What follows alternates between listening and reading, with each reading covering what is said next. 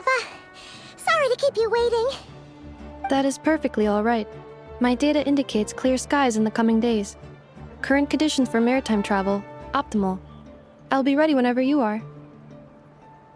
But are we really gonna set off without telling anyone again?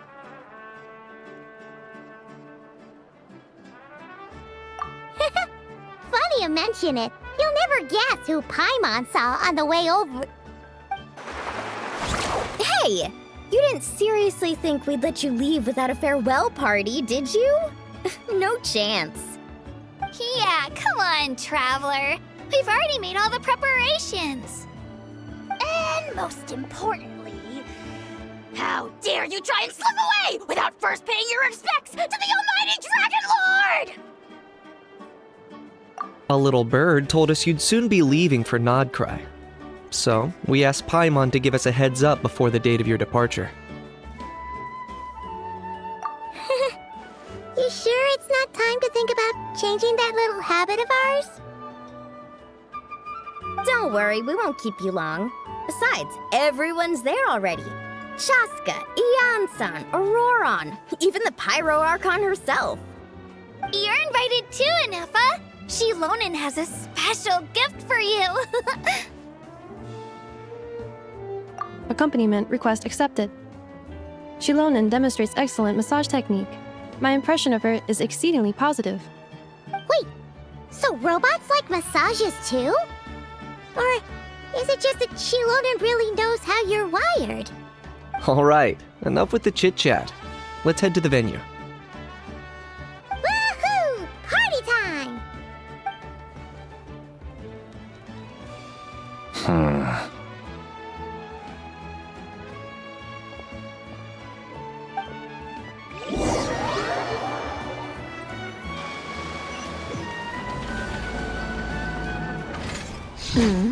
Spit it out, then. They've set off. Just as my calculations projected. About time I met this variable in person.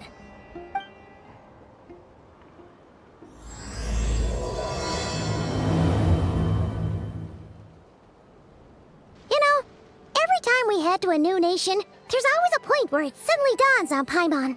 This is it. The next chapter of our adventure has begun. This time, it was the moment she realized she just polished off the very last of her Saurus crackers. Should have stocked up better at the farewell party. In other words, Paimon has marked the geographic coordinates from 2 minutes and 40 seconds ago as the boundary between Natlan and Notcry. This deviates somewhat from the official coordinates stored in my database. Paimon meant more in terms of how it felt on a psychological level.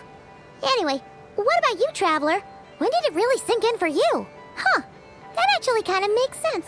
What about you, Anefa? Come to think of it, maybe we should be asking the other way around. So, when you came over to Natlan, what was the moment you felt like you'd left Nodcry? In that case, probably when my sensors could no longer detect the moon's power. The moon? You mean, that one we can all see in the sky? Negative. I was referring to... Here we are. Paimon, Traveler, we have arrived in Notcry. Oh, wow!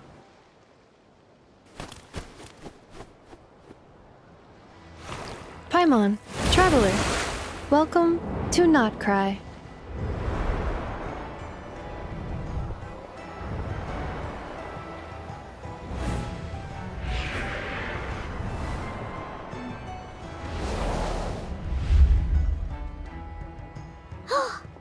That must be Nasha Town up ahead!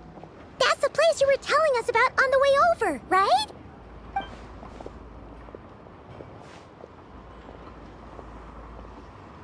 That is correct, Paimon. It is also the most bustling commercial hub in all of Notcry.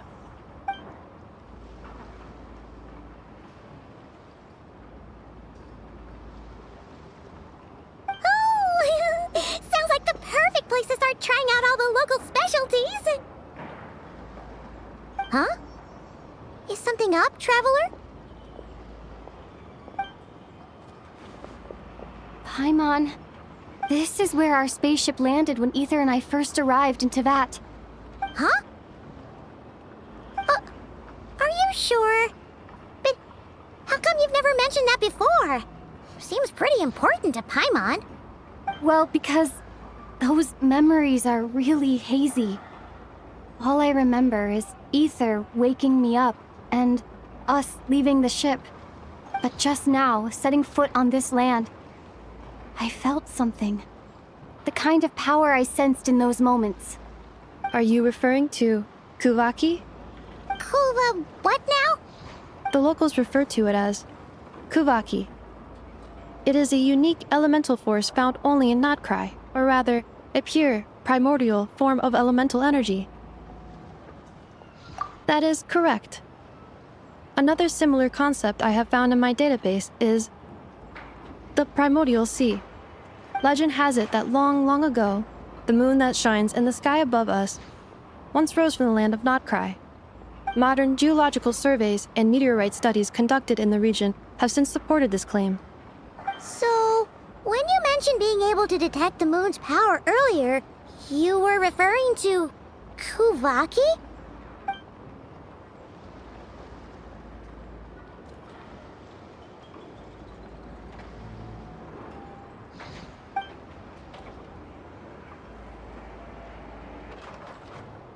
Wait, Traveler, you're saying we might actually find your spaceship here? Do you still remember where it landed? Notcry is surrounded by the ocean. In other words, it could have been anywhere along its coastline. Negative. Description still lacks sufficient detail to pinpoint target location. Hey, it's okay if you can't remember everything right away. After all, it's been a really long time. Let's just do what we've always done, and keep searching as we explore. Besides, what have you got to fear with your sidekick Paimon still here? I'd be more than happy to help you out as well. Our pleasure. Anyway, just knowing that your spaceship's here in Notcry surely counts as a big step forward, huh? Like we've crossed another boundary? Paimon couldn't have put it better herself. You sure are a quick learner, Inefa.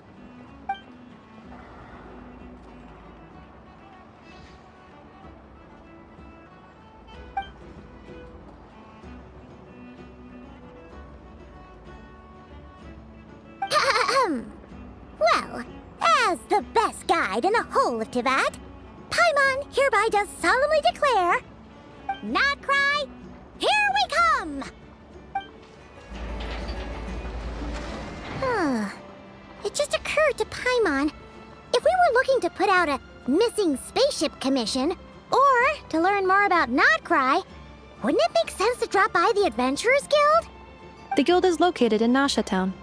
Simply follow this road, and you'll reach it.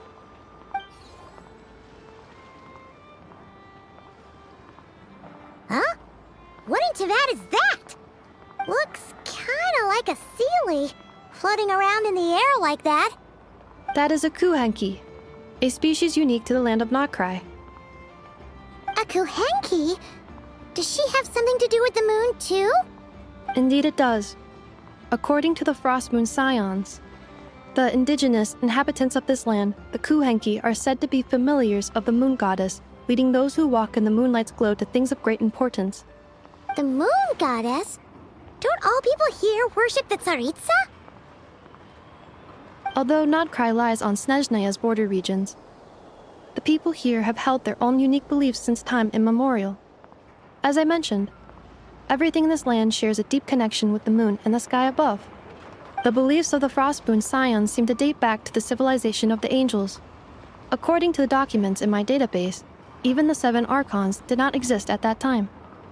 Wow! So the origin of their beliefs goes back even further than the Archon War? Correct. At some point, you may come across some statues of their goddess. The Frostmoon Scions carved these as well. Hey! Looks like she's floating away! I suggest you follow her. The probability of an ordinary person encountering a Kuhenki lies in the single digits. Many here consider them heralds of good fortune.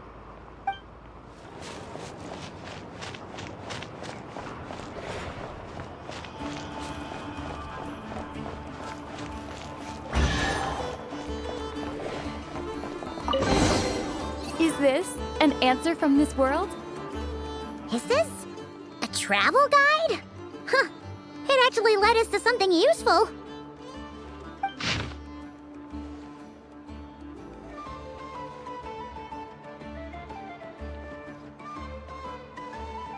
Are there any particular points of interest? Oh, it all looks pretty interesting to Paimon. If we have time, she'd love to see, pretty much everything. Recalibrating route. If we keep following the current path, we will arrive at an area of scenic beauty. From there, we will be able to identify both the Adventurers Guild and several must-visit specialty stores. Yikes! Why is Paimon suddenly getting the feeling that if she doesn't step it up soon, Ineva's gonna put her out of a job?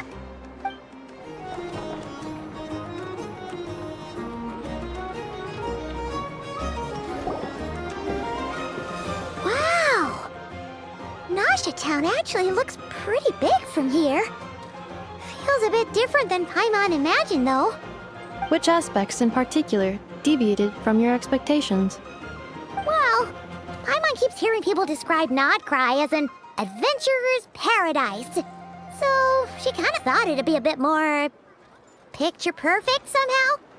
According to legend, there was indeed an era of peace in Nodcry's past, the age of the Fae. Tales of those ancient heroes are still told today. One of the most well-known is that of the Lantern Fae. This individual performed many good deeds for Nodcry. The present-day Lightkeeper's nightly lantern patrols are, in part, a tribute to their memory. But then, one day, What happened?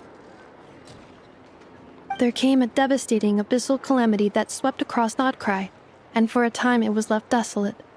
Heartbroken by what had become of the land they had so cherished, that Fae extinguished their light, just as the abyss had extinguished all hope. Nowadays, the paradise people speak of is more of an aspiration, or an irony, perhaps. An irony? Today, no official authority governs Nodcry. In theory, at least, it is somewhere a person can do whatever they wish, and become whoever they want to be. The Adventurers Guild is just over there, in Nasha Town's Central Plaza, and the flagship tavern is over that way. Hey, what's that building over there? You know, the biggest, tallest one. That is Aino's Boom and Blast Kuvaki energy cannon. It gets activated when the wild hunt threat level outside Nasha Town reaches a certain threshold. But according to the scan I just ran, the energy cannon appears to be malfunctioning, likely due to a recent discharge. The wild hunt? Isn't that the abyssal calamity you mentioned that's specific to Nodcry? It is a phenomenon that has been occurring for several centuries now. Yet the time and location of wild hunt attacks are seemingly random. At first, it was more of an old wives' tale that adults used to scare children. If you don't start behaving, kid, some night, the wild hunt's gonna come for you. Listen, do you hear that? That weeping in the fog? Those are the cries of a young woman being dragged away. You're saying people actually hear things like that? I have not witnessed enough wild hunt attacks to give a statistically sound answer. But the oldest legends say that all people saw was the ghostly shadow of a woman in the mist. It wasn't until later that it became a full-blown calamity. Abyssal monsters and all. Huh. When you put it like that, Paimon's really gotta hand it to Aino. Not only did she repair you, but she's even built a giant cannon to keep the wild hunt at bay. Absolutely. Aino is very impressive indeed. Anyway, according to my schedule, it is time I took you over to the flagship. Oh, sure. After all, we shouldn't keep Barca waiting. Well, Paimon's not sure if he'll actually show up at the bar this early. You're right about that.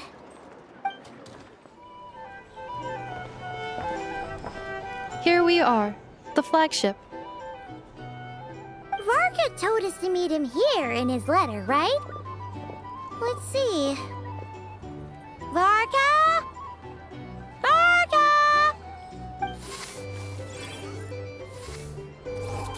No matches. I identified. Huh. So he isn't here after all. Oh, guess we never did actually say we'd be arriving today. Hey, why don't we go ask the owner? If what they say is true, Varka's drinking prowess must have left quite the impression. Huh? Well, well. If it isn't the ineffable Ineffa. Hello there, Demyon.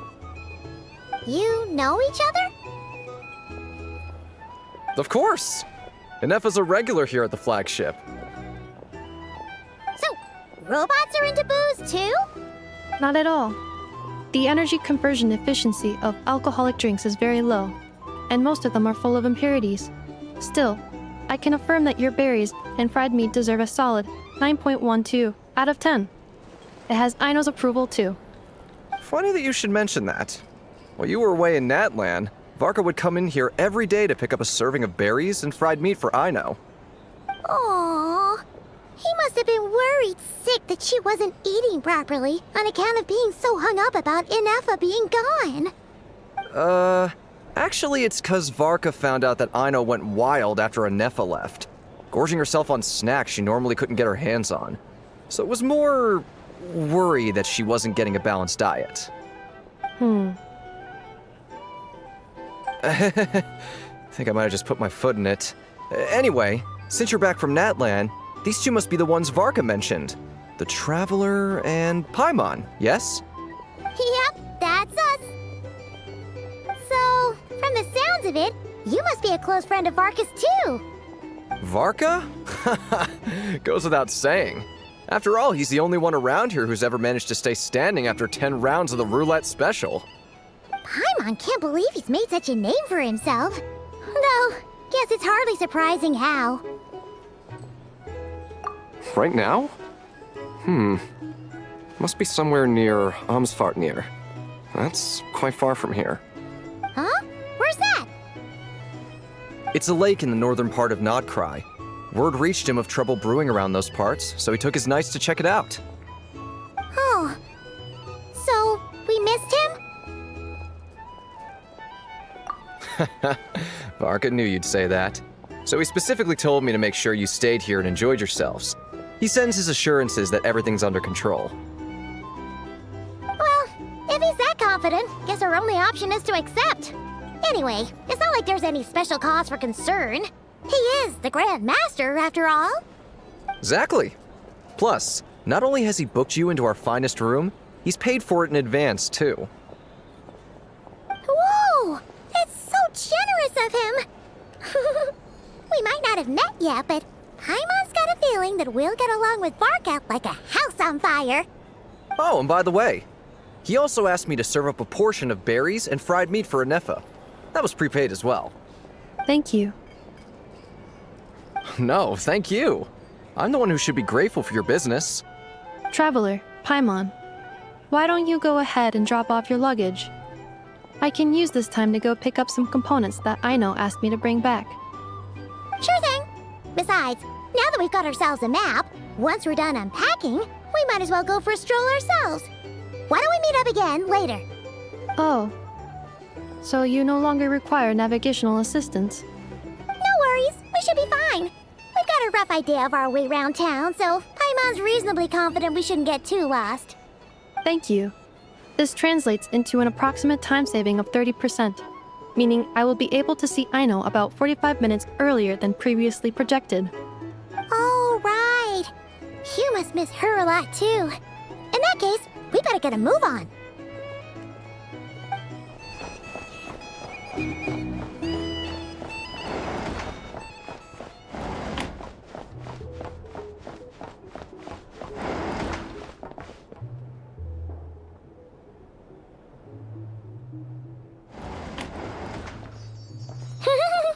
Feels pretty nice having someone sort out our food and lodging for us, huh? But is this really the flagship's best room? It's pretty big, make no mistake, but it looks a little worn out, right? Though, to be perfectly honest, that feels right at home with everything else we've seen of Nasha Town. You mean it's got something to do with Nodcry's history? Oh, that makes sense. But what exactly was this calamity?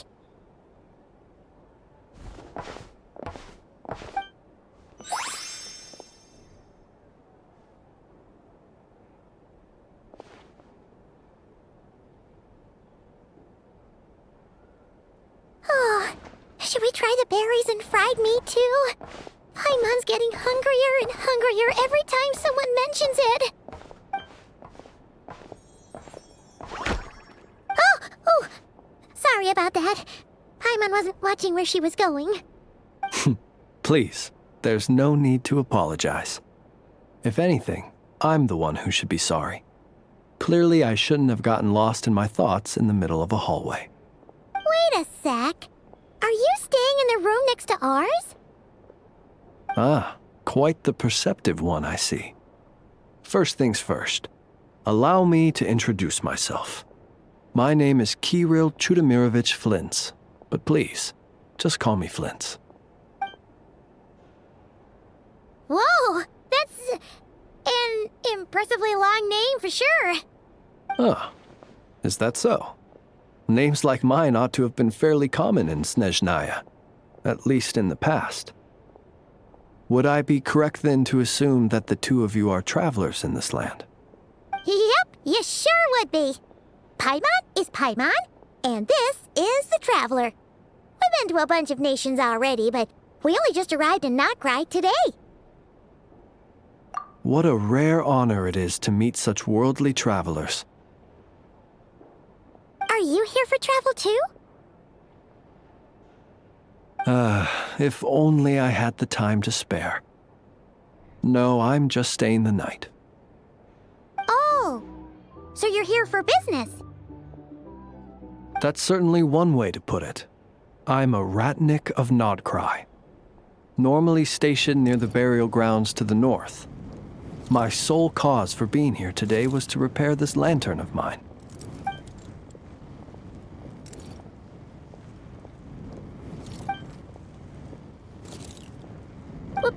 The burial grounds?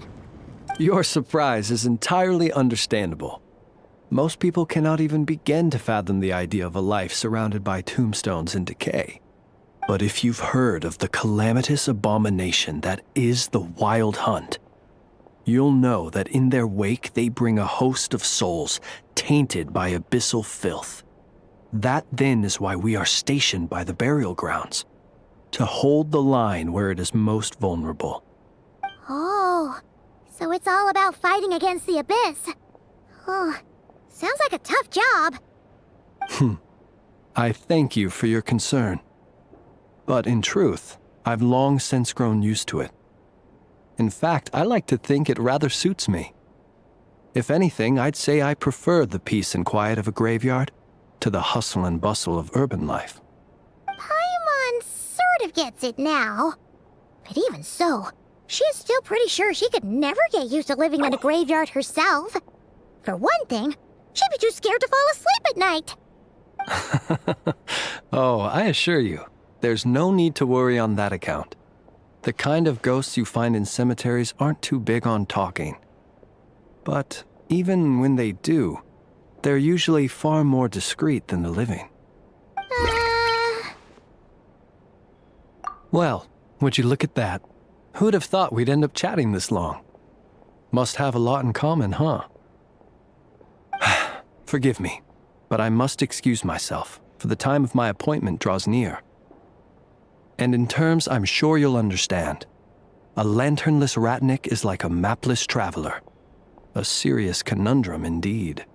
Oh, sure. In that case, you go right ahead. We won't keep you any longer. Not at all. Should the opportunity present itself, I'd gladly continue our conversation another time. You're always welcome to come visit my grave. The grave I stand watch over. Your visit would bring much-needed light to that place of final rest. right. Well, if we get the chance. Then allow me to wish you a traditional Ratnik's farewell. See you by the graveside. Ugh. Jeez. What a weirdo. Not to badmouth him at all. In fact, he seemed pretty cultured, but at the same time, kinda spooky? Must be all that time he spent around graveyards. His lantern? No, not really. You mean, 'cause it was broken? Huh. Guess you've always had a nose for stuff like this. If you're worried, you can always ask him the next time we cross paths. Hey, don't you start spouting all that weird stuff too.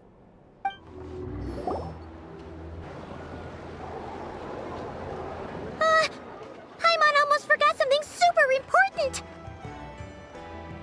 Were we gonna go try out the berries and fried meat?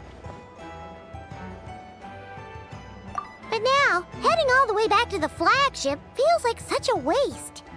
Please, accept today's boon. Come night or day, may the blessings of the moon goddess shine down upon you. Huh? What's going on over there? Wait, free food? Wow, the people here are so nice! Quick, let's grab some too. Paimon's super curious what their food tastes like. Moonlight illuminates the path before you, travelers from afar. Huh? How'd you know we were travelers? Just now were a song the birds in the sky, singing of your wanderings. You are no ordinary guests, it seems. The birds and the... what now? Forgive me. I should not have laid the words of others out as a welcome mat for our very first meeting. You, too, must be wondering who I am. I am Lauma, moon chanter of the Frost Moon Scions. Please, as do our followers and other passers-by, accept today's boon. Happy to oblige. Paimon's name is Paimon, and this here is the Traveler. Thanks so much for sharing your yummy food with us. We'll take one each. Think nothing of it. These fruits were the finest we found, delicacies gathered in the wake of the morning dew. It is my hope that partaking of them may lift your spirits to heights anew. The finest you found? Wow! That sure is kind of you, but wouldn't you want to keep those for yourselves?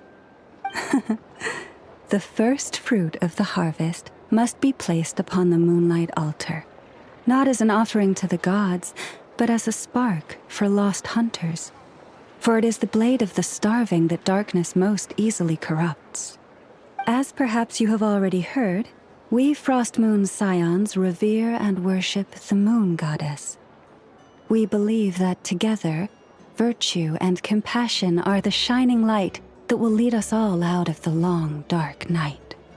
And now, with tides of haughty Fatui swarming into Nodcry, driven by greed and greed alone, more than ever before, we must all unite under the banner of virtue. Ha! Look who it is again. Those unsufferably kind-hearted Frost Moon Scions. Got enough for us too? That's right! 2 servings each! We're starving over here! Fatui!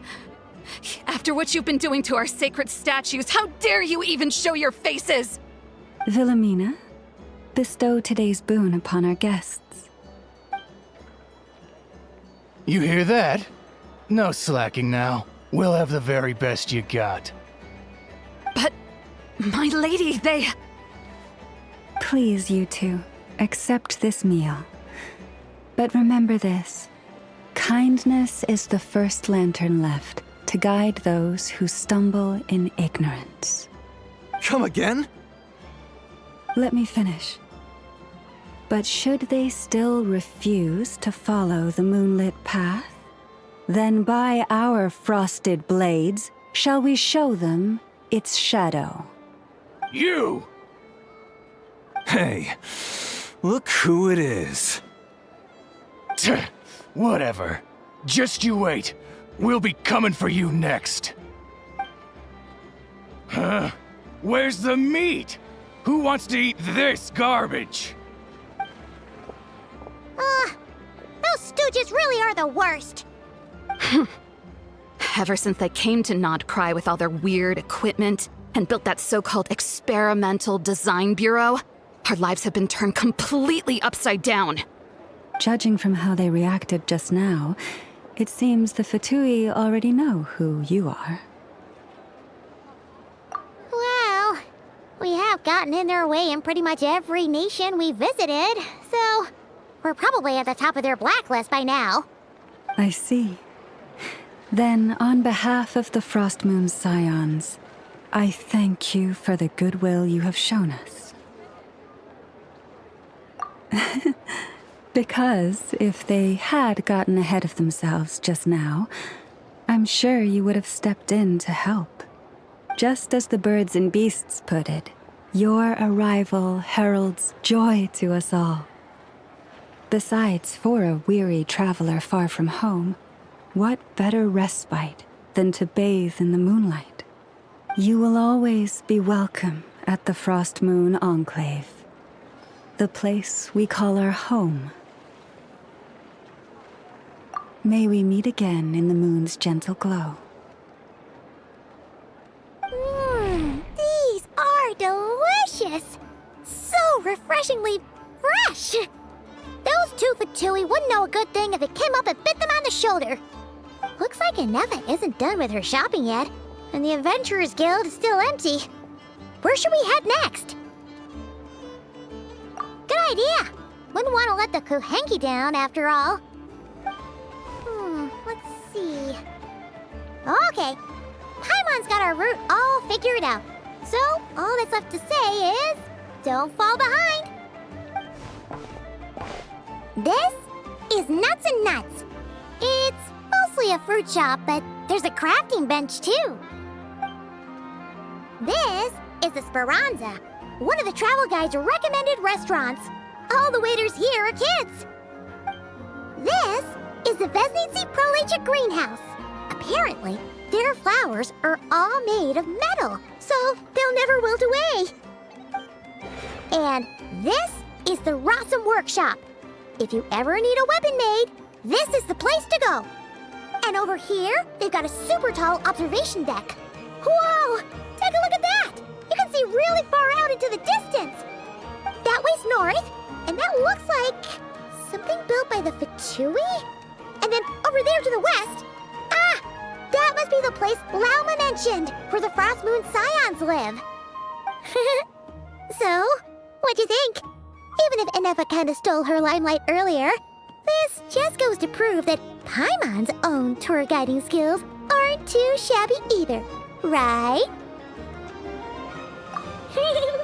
She sure is! It'd take hundreds of years of practice to beat the best tour guide in all of Teyvat. Huh? Look! There must be someone at the Adventurers Guild now. There's already a line forming outside. Looks like we'll finally be able to ask about your spaceship. Oh, or was there anywhere else you wanted to stop by first? Where? Which one are you? Oh, now you mention it, Paimon's noticed it too.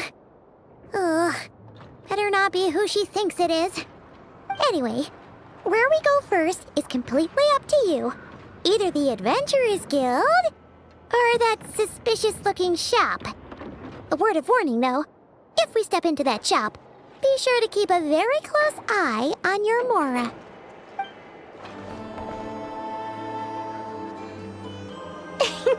Please, here you go. And if you ever need anything else, don't forget to make the great Lord Sangama Bay your first port of call. Oh dear. So it is the real deal. Of course it's the real deal. Everything you'll find here is 110% real, meaning every one of my deals is as real as a deal can... Wait a minute. Well, if it isn't my two most valued clients! And with no small thanks to your munificent patronage. Come. How could you just sneak into Not Cry like this without telling your dear Lord Sangama Bay? If I'd known earlier, I would have made an absolute pulled out all the stops to ensure that your boat ride over was as comfortable as humanly possible. Thank the Archons we didn't tell you. Oh, come now. You know as well as anyone how impeccably and conscientiously above board I am when it comes to doing business. Well, regardless of whether that's true or not, the main issue here is that we had no idea you had a branch in Not Cry. A clever merchant always has a backup plan, or two, or three up their sleeves. As the saying goes, a rabbit with many burrows fears not the hunter's arrows. A merchant with stores galore hears no debtors at the door. Since you're both here in Not Cry, would you care for some of my finest local souvenirs? Whatever you're looking for, I have it. Or if it's Sumeru you're missing, I've got that covered too. We literally just arrived. Do we look like we're on the hunt for tourist trinkets to take back for our friends? My, your high-minded tastes never cease to impress. In that case, I know just the thing. You must be on the hunt for something like this? What's that? Your hat? Information, of course. Information about Not Cry, locked securely in the otherwise impenetrable vaults of the Lord Sangama Bay's brilliant mind. I knew it! I just knew you'd appreciate the value of my wares. On the back of all our pleasant dealings in the past, I'll even take a hit by throwing in some insider info for free. Wow. You sure are feeling uncharacteristically generous today.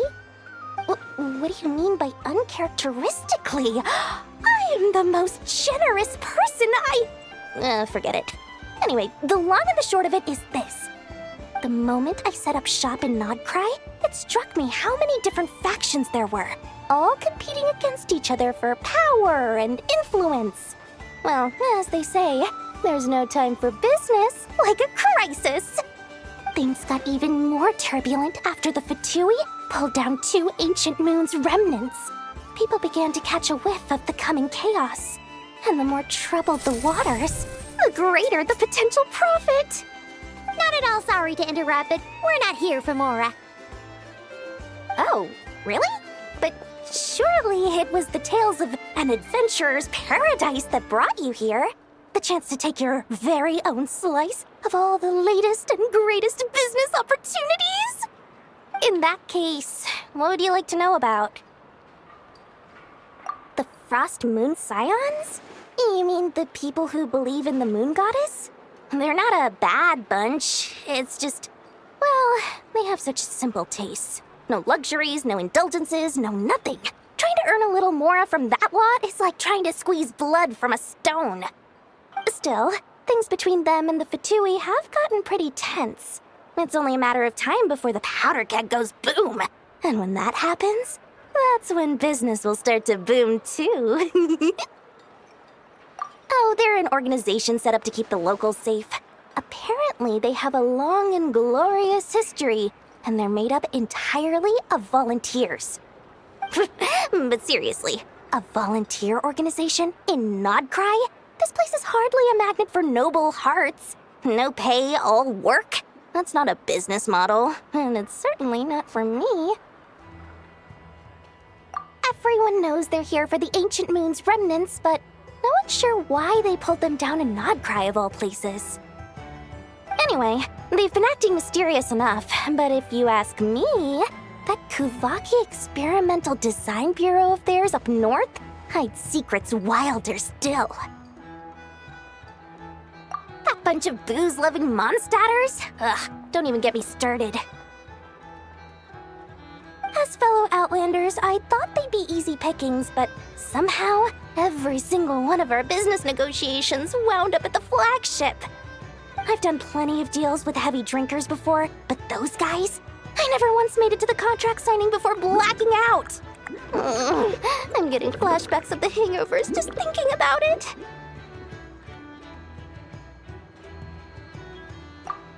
What now? A spaceship? Nope, never heard of anything like that. Don't you two get involved in any big business here without so much as a heads up, you hear me? At the very least, consider letting me in as a key investor.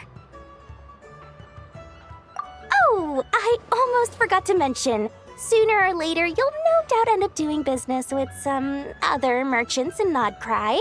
And someone's bound to mention a place called the Curatorium of Secrets. Listen to my advice. Do not, under any circumstances, go there, no matter how much trouble you're in. The Curatorium of Secrets? What do they get up to there? Just a place that handles all kinds of disputes. But the owner will charge you an absolute fortune, and she has a temper to match. Nothing like your friendly neighborhood Lord Sangama Bay. You're not just saying that to stop your competition from undercutting you, right? When did that little pipsqueak get so sharp? And after I gave them all that info for free just to win them over. What do you mean? Of course not. I'm only thinking about your wallets. I mean, on behalf of your wallets. You're really not convincing anyone, you know. All right. Business is a cutthroat business. I won't argue with that. But I'm not lying about that boss lady. Not only did she make it into my top 3 people not to mess with in Nodcry, she's also in my top 3 people most eager to trade in favors.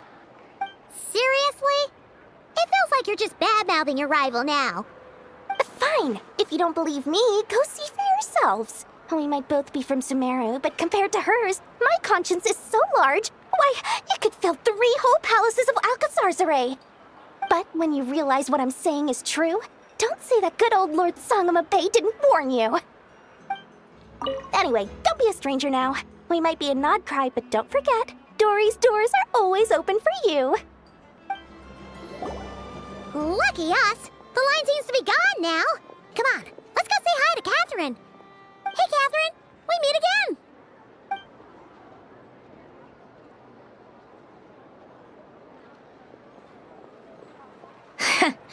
How ridiculous. Huh? They often say that mortals, shackled by their own flesh and blood, may fail to perceive the truth of this world, even when it is right beneath their very noses. Yet I had not expected to have the pleasure to witness such heights of absurdity firsthand. But Paimon must have gotten the wrong person?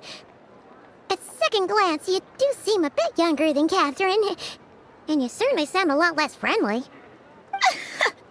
A creator might forgive ignorance, but being mistaken for one of my own creations is beyond all pardon. Look very closely, for standing before you is none other than Marionette, 7th of the Fatui Harbingers. A Harbinger?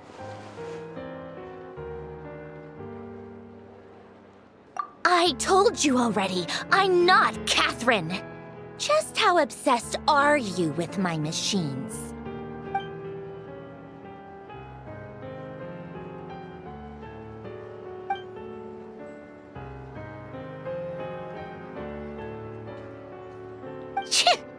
Today's encounter is merely a courtesy call. A friendly warning, if you will. You interfered with my work once before, with that little robot. I let it slide. After all, it was nothing more than a distraction, a side project at best. But we are in Nodcry now, and as such, I strongly advise you not to stand in the Fatui's way.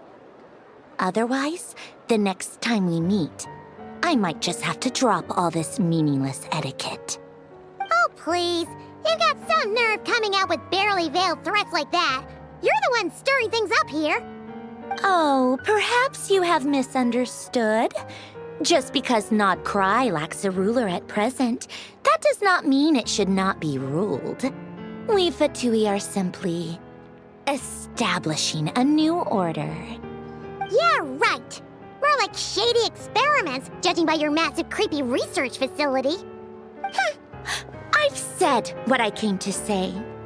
What you do next, only you can decide.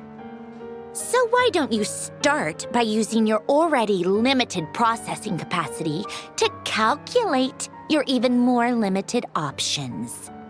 And, being the refined young lady that I am, I shall indulge you just this once. Ad Astra Abyssosque. Welcome to Nod Cry, Dominion of the Fatui.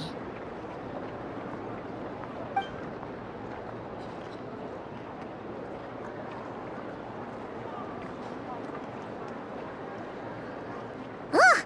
Paimon's so mad right now! How can anyone so obviously evil be so annoyingly self-righteous? But if a Fatui Harbinger is here to greet us in person, that can only mean one thing. We'll have to be extra careful from here on out.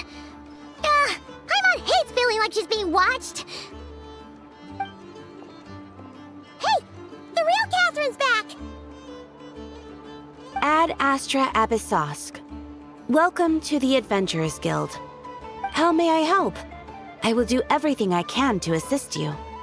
Oh, you're so much nicer to talk to, Catherine. Please don't leave us again, okay? Ad Astra Abyssosque. Welcome to the Adventurers Guild. Inefa! Hello. I was just about to start tracking your whereabouts. Did you manage to get everything Aino asked for? I did. What about you? Do you need me to navigate or introduce any more places around town? Not for now. We've seen most of it already. We probably need some time to process everything we've learned, though. Any progress with the spaceship? No. Catherine came back just now, so we asked her, but even she hasn't heard a thing. One possible explanation is the vast stretch of time that has elapsed. Additionally, given the limited resources available in Nodcry, it is entirely plausible that the wreck was scrapped for parts, or even mistaken for a pile of broken machinery. Aww. Understood. In that case, why don't we go ask Aino together? After all, she was the one who salvaged me, ancient dragon technology and all. If there really are any unusual parts floating around Nodcry, there's a high chance they've passed through her hands at some point or another. Good point. And since you keep mentioning her, we're curious to meet this whiz-kid mechanic too. Understood. Then I'll handle navigation as before. ETA at the Clink Clank Krumkake craft shop. 34 minutes ahead of schedule.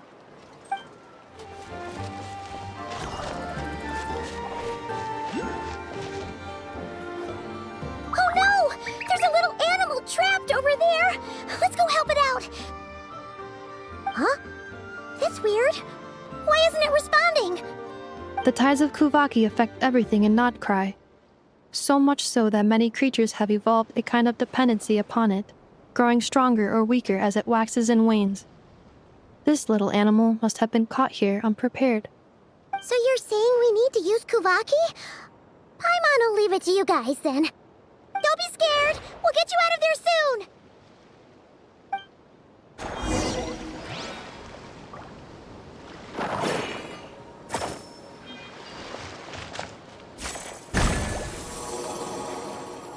Oh! It worked! Off you go now, little one. Don't go getting yourself caught again.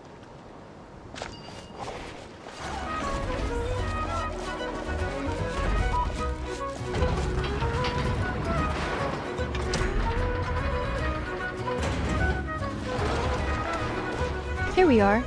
The place Aino and I call home. Whoa! So many machines that Paimon's never even seen before. And then there's all these little robots. Did Aino build them all?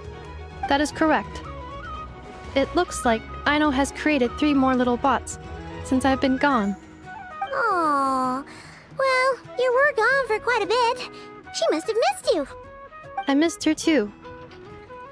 I want her to see what I've become. Let's not keep her waiting any longer then. Come on!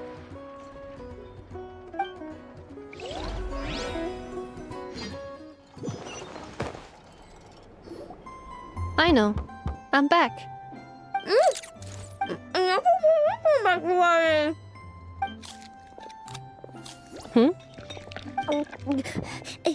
Ineffa? You're back significantly earlier than I expected. Like a whole 30 minutes at least. Everything went very smoothly, which saved me quite a bit of time, so I...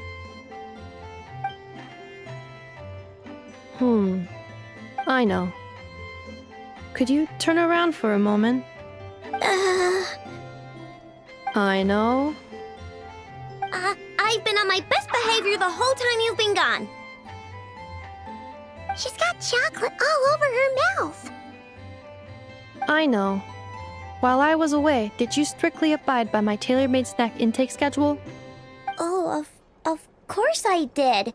1 whole cake, 1 crumb cake, and 1 pack of chocolates a day, right?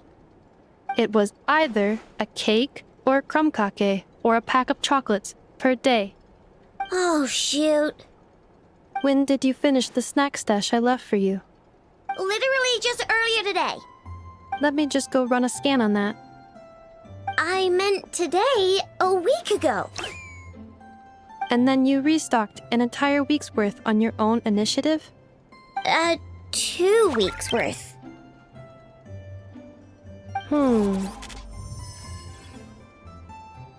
Why does Paimon feel like the roles in this household are pretty much the opposite of what she imagined? Calculation complete. Aino's recommended snack calorie intake for the next 4 weeks. 0.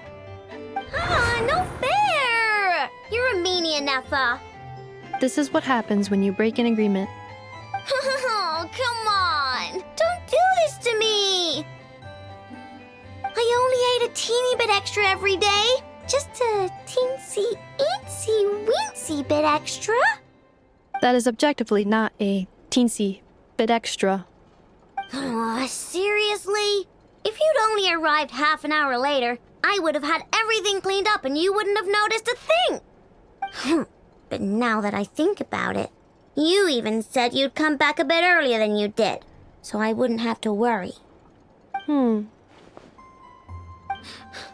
But then, you were away so long, and I was so worried about you. And that's the only reason I even... Oh. I know. I am very sorry to have kept you waiting. I'm back now. Welcome home. Oh. So, will I be able to keep eating snacks as usual now? Negative. Okay. Well, given that I am later than I initially projected, I'll let it slide. But just this once. Thanks, Ineffa! You're the best! I know. Allow me to introduce. It's the honorary knight and Paimon! I know. Uncle Varka talks about you guys all the time. Nice to meet you, I know. Ineffa's told us all about you, too. Huh? Really? She actually said that about me? Well, she's not wrong. Oh yeah, so, you're here to see Uncle Varka, right? A couple of days ago, he suddenly said he had to head out on business, and that he might not be back for a while. He asked me to let you know if I saw you. Yeah, we heard about that at the flagship. Did he say what he was doing? Nope. Just told me to take good care of you guys and make sure you feel right at home. Oh, shoot. Please, take a seat.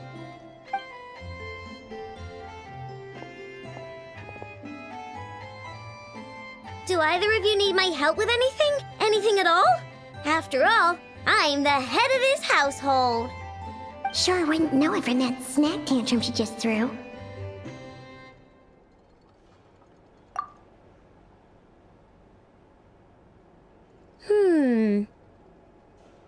A spaceship, huh? From outside Teyvat? Exactly. So, ring any bells? No. Oh. You sure? Nope means nope. Never seen the slightest trace of it. More specifically, by nope, I mean, I've never seen a single piece of tech in all of Notcry that might have come from out of this world. Not in any new machines or in any old ones either. Huh.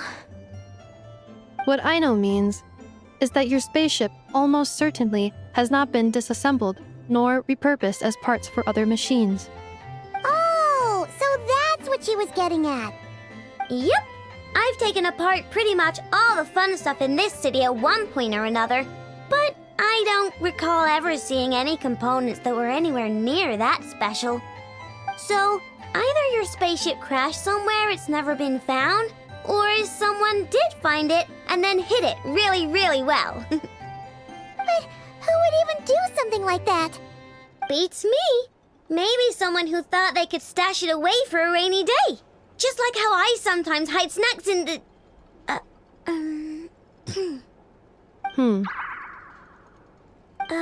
Anyway, long story short, I definitely haven't seen anything like that. Besides, sounds like it would practically be ancient history by now. If anyone still has any leads on what really happened, it'd be the Frost Moon Scions. The Frost Moon Scions? Huh? Haven't heard of them yet? Didn't Inefa tell you about their rituals? There wasn't enough time to delve deeper into their history and traditions. What kind of rituals are we talking about? I've never actually seen them myself, just heard bits and pieces here and there. They say that each of their moon chanters has had access to an ancient relic that lets them see the true past. Not sure exactly how it's meant to work. I can't get my head around anything that can't be explained by either machines or science. And to tell you the truth, I don't like it much either. Looks like we'll have to try our luck with the Frost Moon Scions. Aw, leaving so soon? Sure you don't want to hang out a little longer? It's getting late, I know, and these two still need to head over to Hisi Island. It would not be convenient for them to linger much longer. Aww. All right then. Don't worry. We'll be sure to drop in on you as often as we can. Really? You promise? Sounds like my type of visitors. You're welcome anytime. I'll be staying to look after Aino today, so I won't be going with you. Hey, don't sweat it. We'll find our way just fine. I'm glad to hear that. Also, I must admit, I have very much missed the charging bed that Aino made for me. Inefa, Yes, feeling comfortable? I am indeed. No bed in the world is as comfortable as this one. Inefa, Yes, want me to increase the charging rate? please if you would. Thank you, Aino. Inefa, Yes. I'm hungry.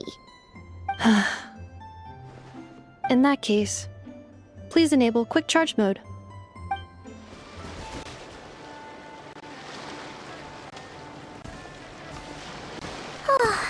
Seeing Inefa and Aino reunited like that sure was heartwarming. We should definitely hang out with them more in the future.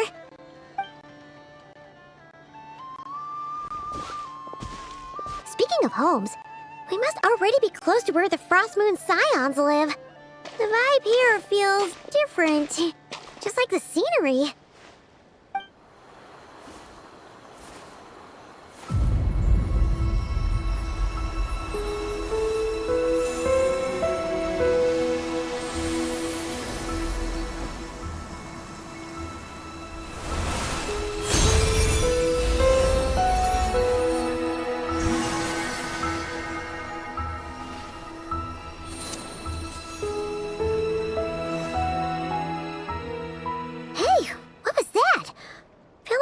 Sort of breeze blew by, and then the petals suddenly turned into... Huh? that? A Kuhenki? She looks different from the ones we saw before. Hey there! What's your name? Huh.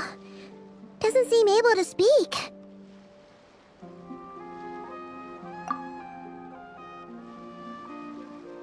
No idea what she wants.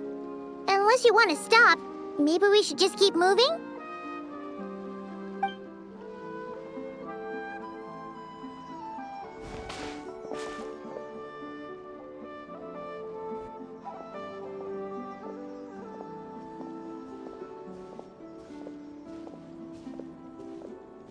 She's following us! Go on. Go on now. We've got stuff to do. Best you find someone else to hang out with. Hey! Don't make it sound like Paimon's some kind of meanie. Paimon had no idea what she wanted, okay? Ugh. Anyway, next time Paimon sees her, Paimon promises she'll be nicer. Seeing as we're on our way over to meet Lauma anyway, we can ask her about it while we're there.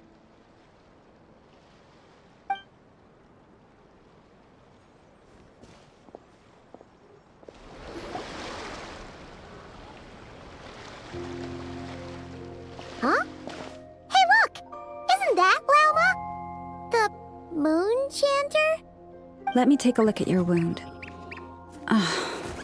You must be more careful. Doesn't matter how much of a rush you're in, your safety always comes first. Oh, you're back too. How was your day? You what? Those two Fatui? The ones who were causing trouble in Nasha Town? You went to teach them a lesson? And you put that in their food? You naughty little thing! How could you do that? They didn't notice. That's not the point. You mustn't do that again, okay? Next time, at the very least, bring a few of your friends along too. You'll be an easy target if it's just you on your own. Hey, Lauma! Still remember us? Oh, it's the Traveler and Paimon, isn't it? Welcome to Hisi Island. Not at all. Those who come with kindness in their hearts are always welcome with the Frost Moon Scions. Were you just talking to those animals? I was indeed. The Frost Moon Scions bloodline is unique, for throughout our history, there have been many among us who could communicate with all living things. What was that? Oh, is that so? She says she was trapped in a plant earlier, and that you were the ones who rescued her. She wants me to thank you on her behalf. Oh, it was nothing. Barely lifted a finger. If you both are free, why don't you join us at the Frost Moon Enclave for dinner? Consider it a small token of thanks for your kindness. We'd love to! And actually, we had something we wanted to ask you anyway.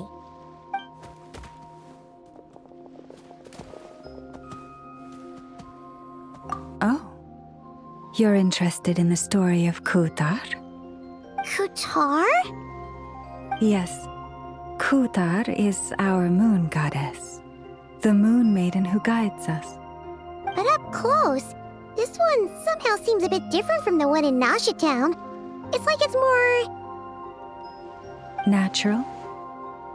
Or like... more harmonized in its design.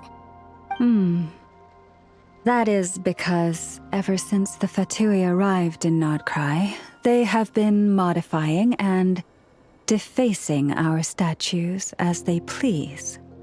These statues were made by the Frost Moon Scions who settled here hundreds of years ago, crafted from the very finest Lunasol stone. Not only is this stone exceedingly rare, but it also brims with Kuvaki. I suppose the latter must be what caught the Fatui's eye. For a time, we put up fierce resistance. But now, this is the only one left that still retains her original form. We heard they even pulled some ancient moon's remnants down from the sky. That's right. The two largest remnants landed in Nodcry. One here on Hisi Island, and the other on Paha Isle. The Fatui built their research facility on top of the remnant over on Paha Isle. But they've had their sights set on the one here, too.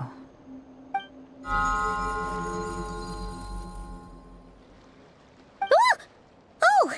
It's that little Kuhenki again! Surely that can't be. Hey! We've been wondering what was up with it, too. It just appeared out of some petals and hasn't stopped following us since. No, that is no ordinary Kuhenki. These we name Luonnotar, beings born from the moon goddess's blessing. Can you understand what it's saying? We honestly haven't got the slightest idea why it's been following us. I'm afraid not. I cannot fathom her thinking any better than you can. Sometimes a long time must elapse before the moon goddess's blessings turn into Luonnotar. Perhaps you two were simply there to witness that transformation. Oh, maybe.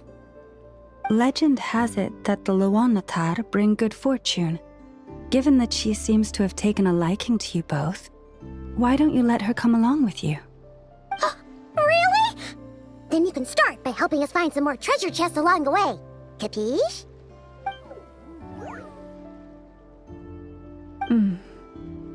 Twilight approaches. If you would hear more of the moon's story, then let us make our way to the Frost Moon Enclave.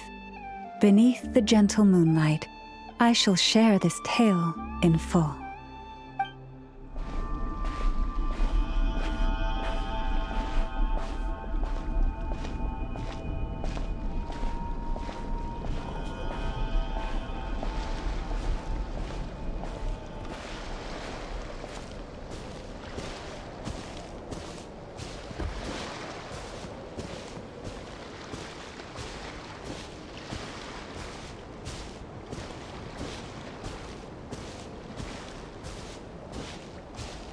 Oh, Lady Lauma, you're back.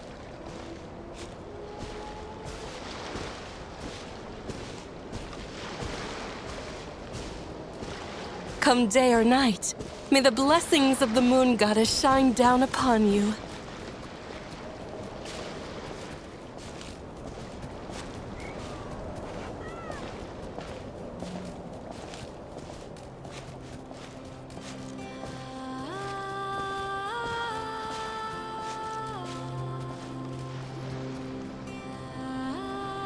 Lauma, you have returned.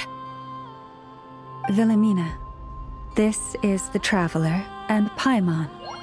Kindly arrange for 2 additional dinner settings for our honored guests. Of course, my lady. Wow! Everyone along the way here pretty much saluted you. Are you, like, super important around here? I am but a moon chanter, one entrusted to convey the moon goddess's will. Nothing more. She's just being modest. The Moon Chanter holds the highest rank among us Frost Moon Scions. Lauma is our leader. Wilhelmina? I know. I'll send word to the kitchen. 2 meals coming up. Whoa! Paimon had no idea you were such a big shot. It is merely that the unique traits of our bloodline have manifested themselves especially strongly in my person. That is no accomplishment of my own. Please, follow me this way.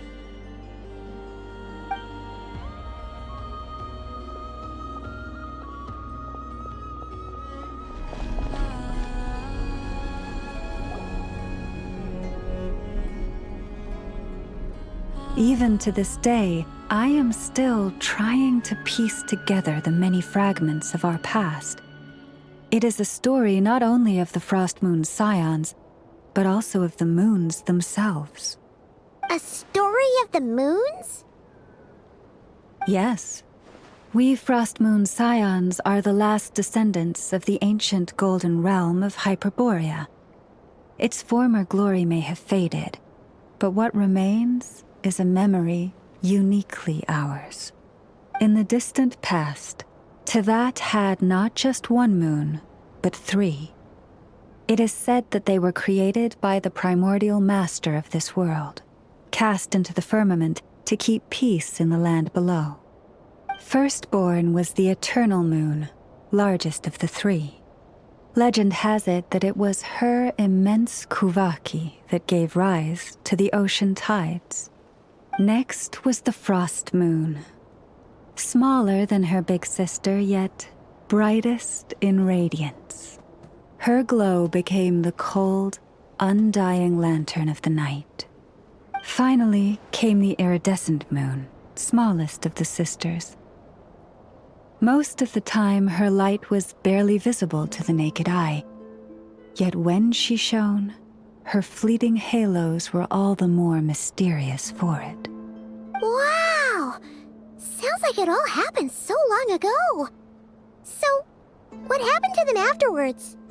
Afterwards, well, as you have seen, the 3 moon goddesses perished. This happened in a war triggered by the Descenders, and of the 3 lunar husks, only the frost moon survived unbroken, while the others were shattered to pieces. Oh, so that's why there were ancient moon's remnants in the sky. Yes. It is also said that when the moons shattered, most of their fragments rained down upon this land like stardust. That is why Nodcry is blessed with such an abundance of Kuvaki. As for the remnant that the Fatui recently pulled down, that belonged to the Eternal Moon. Wait a sec. But you just said that 2 of the moons were shattered, so where are the remnants of the iridescent moon? The iridescent moon's remnants were never found. What happened to her after the war remains a mystery. Some say she vanished in an instant, while others believe that her remnants are simply too delicate to leave a trace.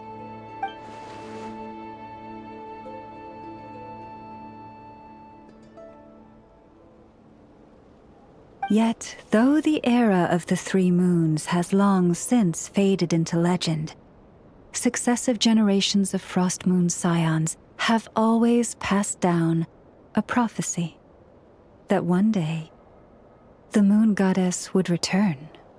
And in the end, that prophecy did indeed come to pass, though not quite. Lady Lauma! Lady Lauma, are you there? Cappy, what is the matter? Lady Lauma, it's my daughter, Karina. Her illness. Take me to her, right away.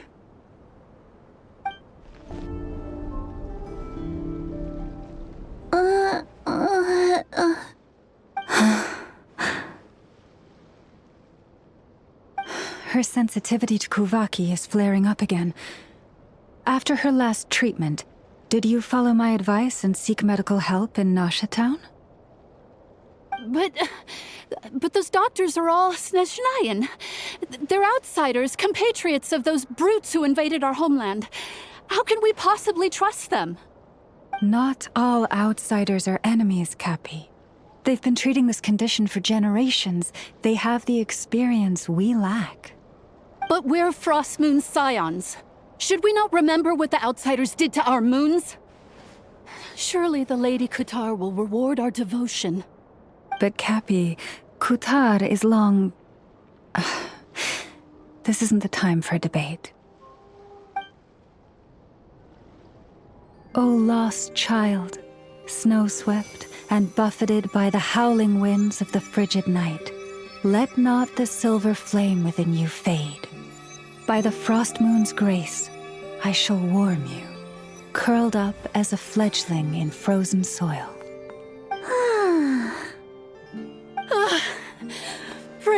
to the moon goddess, my Karina.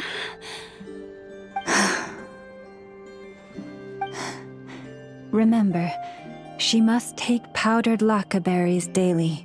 It will ease her symptoms.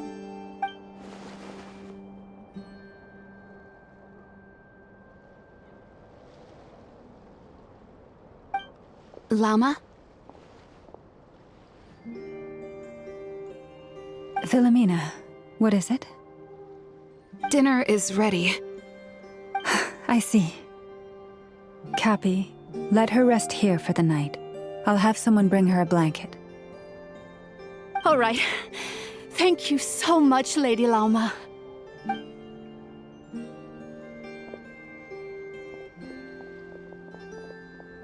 Will she be all right?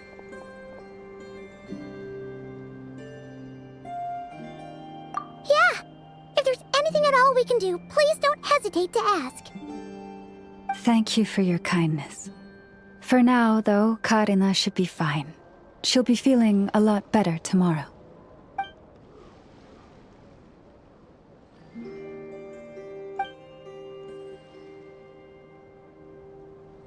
Please do not be worried. Come, let us head to dinner. I believe you still have some questions for me.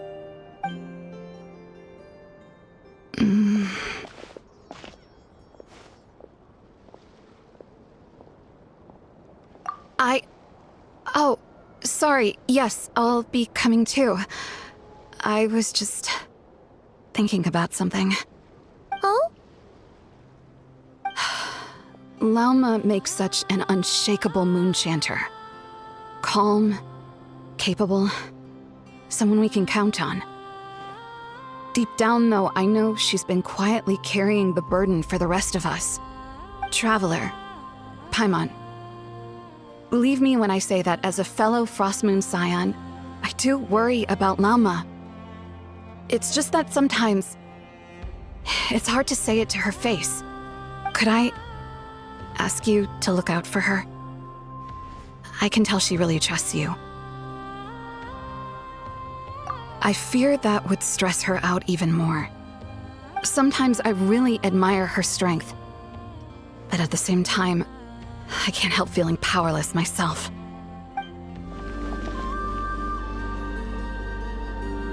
Phew.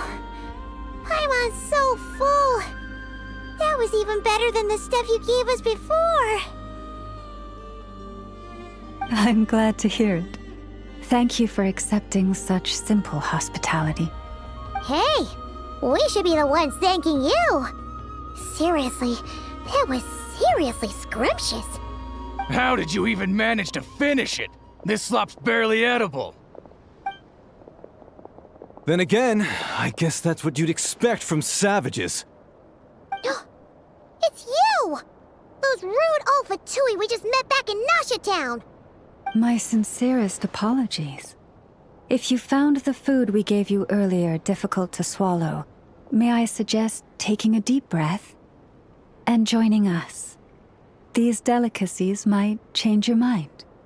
After all, I suspect that your previous meal may have been tainted with something most unpalatable. Huh? What do you mean? Tainted with what exactly? With the bitter snobbery of those who call themselves civilized. Why, you?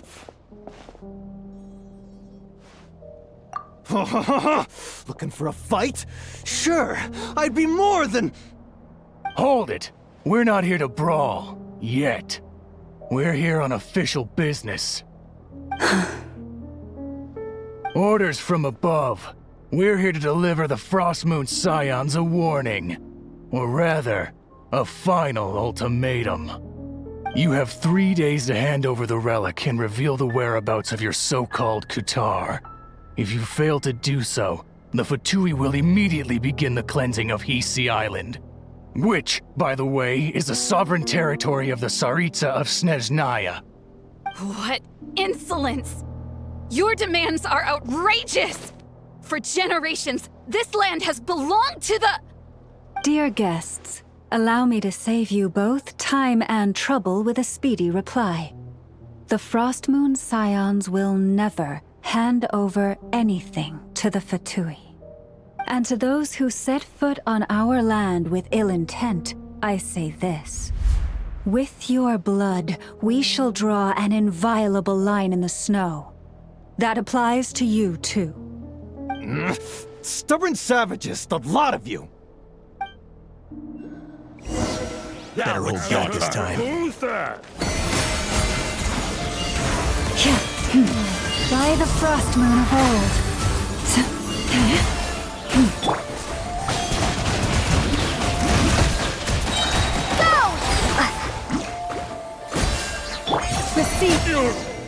Pretty sharp.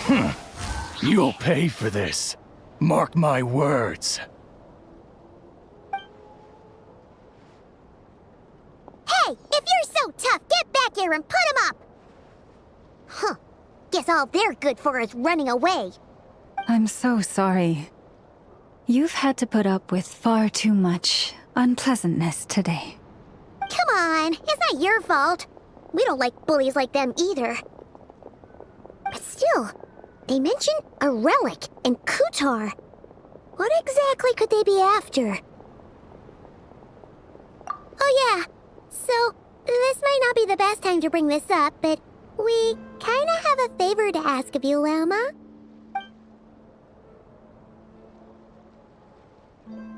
I see. So your questions concern the sacred relic too. Please, do not hesitate to speak your mind. Unlike those insolent intruders, you walk in the moonlight with open hearts. You stood by us when we needed your help, so it's only right that I return the favor. But let us continue this conversation somewhere more fitting. As it happens, there's something I'd like to show you, too. Whoa! Now that's one huge statue. This is a statue of our goddess, the Moon Maiden Kutar.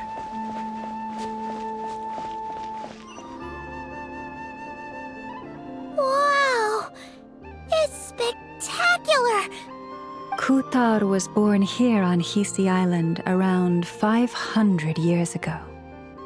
As it just so happened, a priestess of the Frost Moon Scions witnessed the moment of her birth. Instantly realizing that this was the prophesied rebirth, she quietly recorded the event and carved this statue to honor that miracle. According to legend, Kutar's birth was accompanied by the sudden appearance of many Kuhenki, who wove the moonlight that bathed her into silken vestments fit for a goddess. Hey! It's like it knows we're talking about it. From that day forth, the Kuhenki have been regarded as Kutar's familiars. Some believe that their habit of guiding travelers to hidden treasure stems from an instinct. The same one that not only drives them to protect the moon goddess, but also to make her smile. After all, according to the records, Kutar always looked lonely as she gazed up at the distant moon.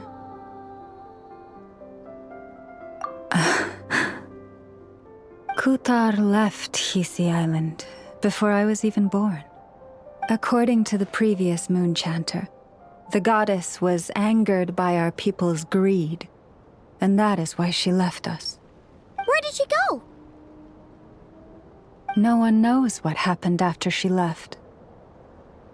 But just a few months ago, after those 2 ancient moons' remnants fell from the sky, she was spotted on Hisi Island once more. And the Fatui have been harassing and threatening us ever since. Judging from what they've said, our moon goddess is actually their missing harbinger, Columbina, the damselette.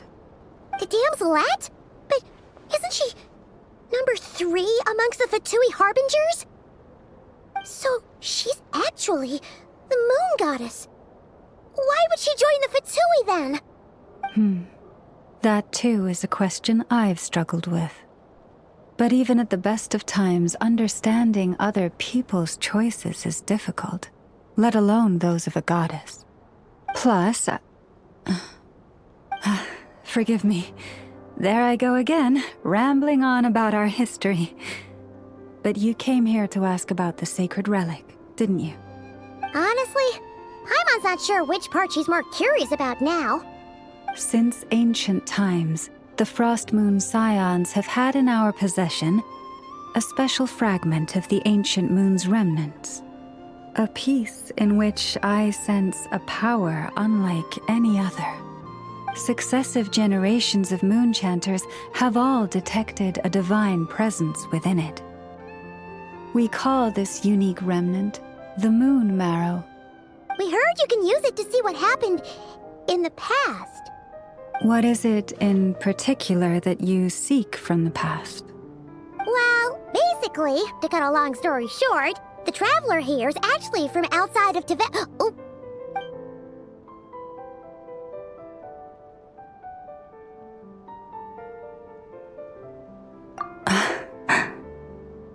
Thank you.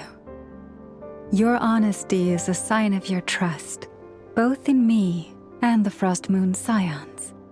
Unfortunately, though, I won't be able to use the Moon Marrow to shed light on your past just yet. Our people revere the Moon Marrow as a sacred relic.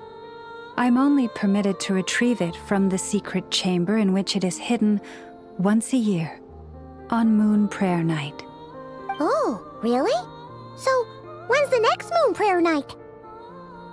Judging from the tides this evening, a little less than 2 months. Huh? Does that mean the date changes every year?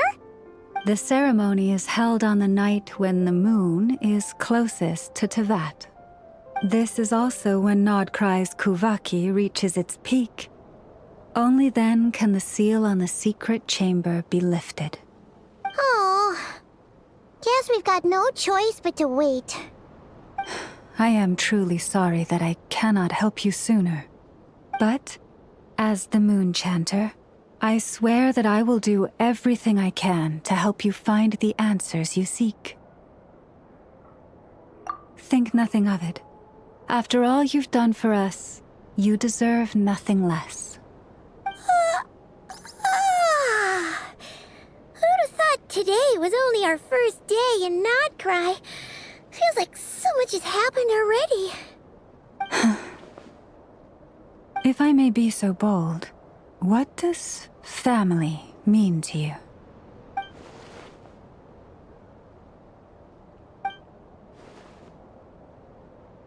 If you are aware of something, a secret that could hurt your family, would you be honest with them?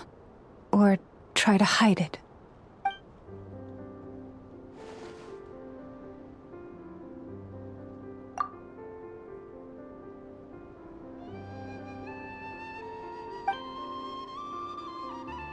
Oh, I'm so sorry. That was a strange question. I didn't mean to put you on the spot.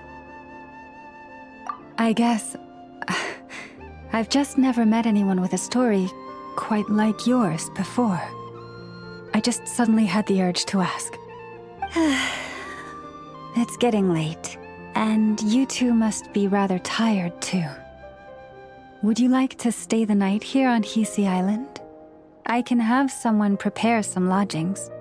Oh, that's all right. We've already got a room back at the flagship as it happens. Speaking of which, if you ever need us, feel free to come knocking. Do you need me to show you the way back? No worries. It's quite a way, and you should get some rest too, Lauma. We'll make sure to be careful. Understood. Then I won't keep you. May your first night in Nodcry pass in stillness and peace.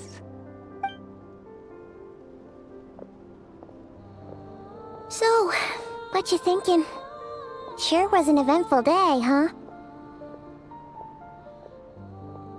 The good news is, we're not at a dead end in the search for your spaceship yet. We can always learn more about this place while we wait. The usual drill, huh? Ugh. Paimon's really getting sleepy now. If she gets too tired to fly back, you carry her, okay?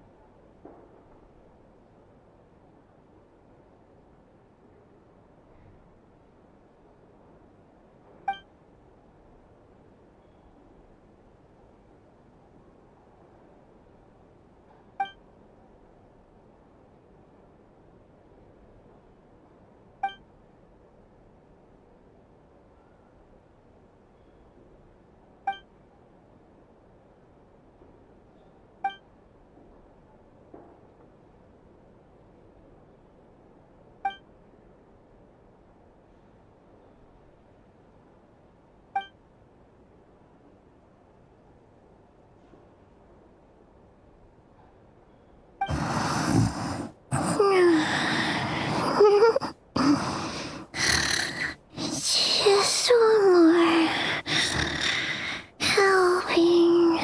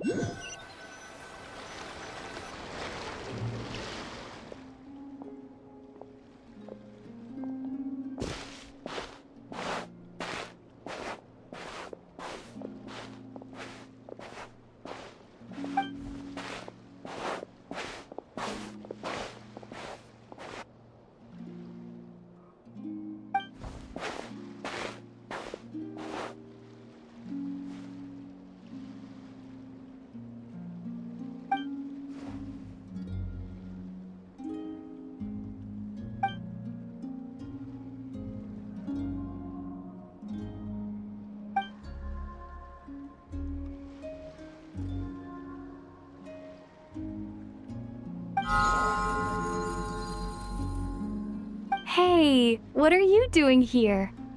Oh, these flowers. I remember when you first appeared, there were flowers like this all around you.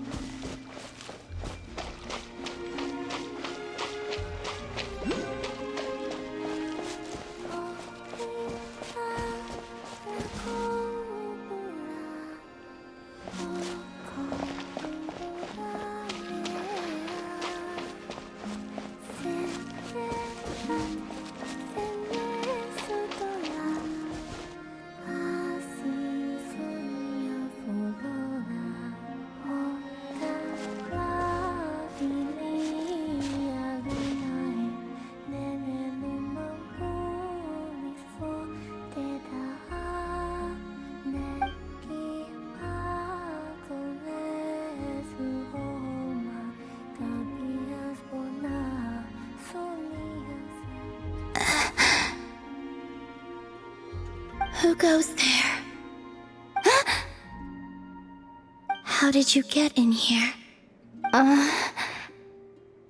I am but a passing traveler.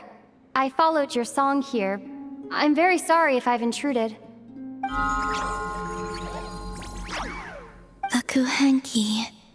She brought you here.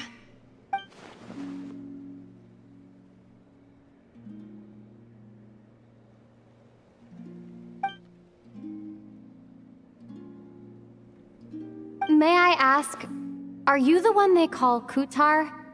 And the Harbinger that the Fatui referred to as the Damselette? The Fatui? Are you here at their behest?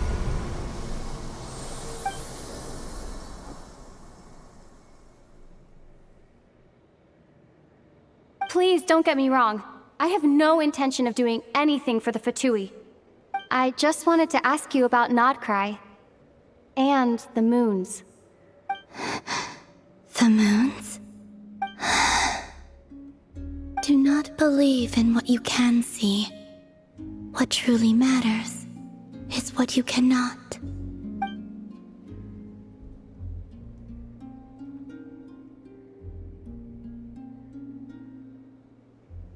What do you mean?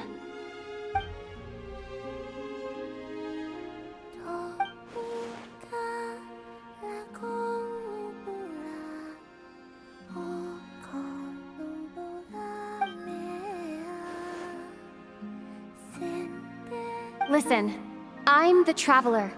I'm on a journey through the nations of Teyvat. Hello.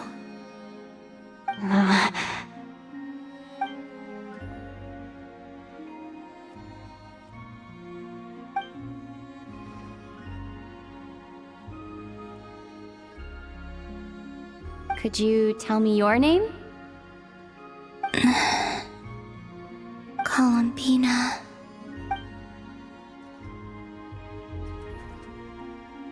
Kutar, the Damselette, the Moon Goddess. Pick whichever takes your fancy. I do not know my own name.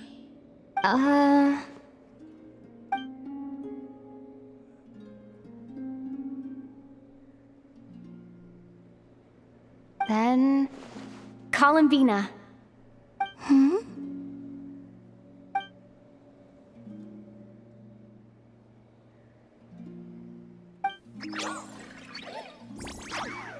This Kuhenki, this Luanatar, did you bring her into being? Come here, little one.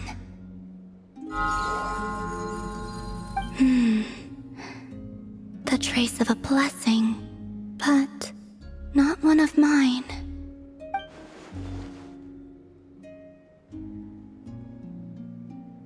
People always assume I can do many things. Assume I have done many things. But I haven't. All I ever wanted was to.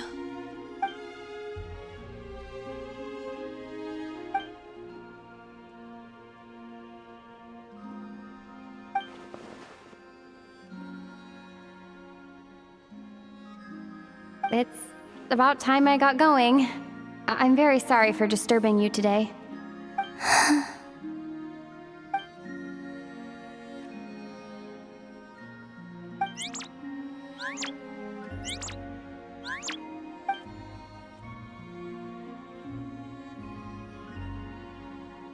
Columbina, that Kuhenki... Oh, you're leaving?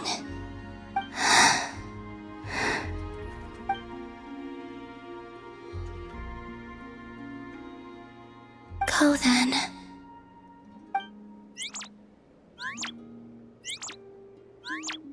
Goodbye.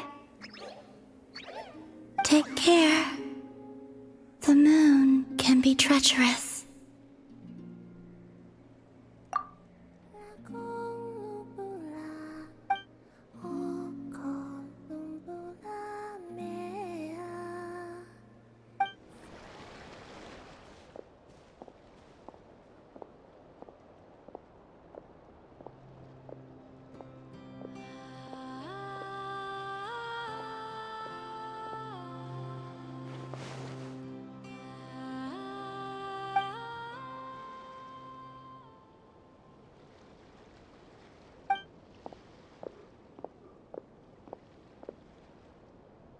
Wait, is that... Ether?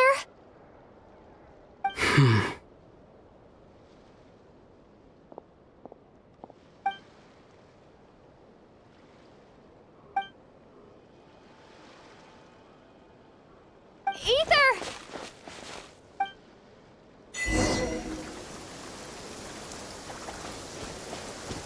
Ether!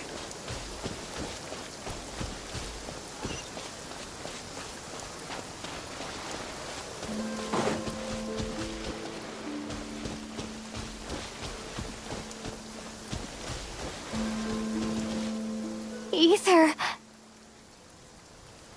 Lumine, it's you.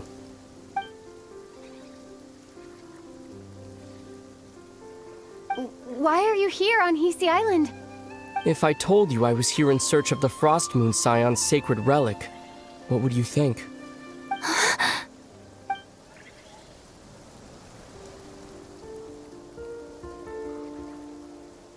Are you also here to uncover the truth about our past? That's right. What happened to us in the past? How we came to Teyvat? Why our spaceship crashed here? There are things I want to know too.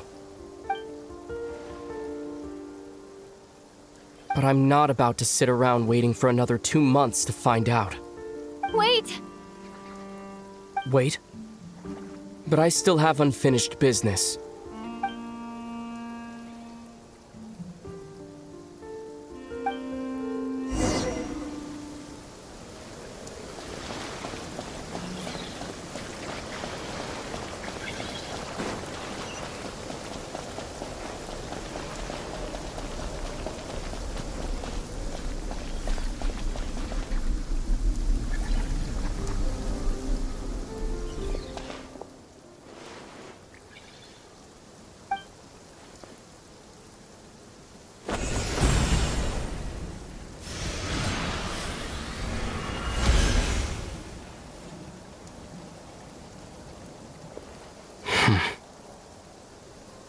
Hold on a second.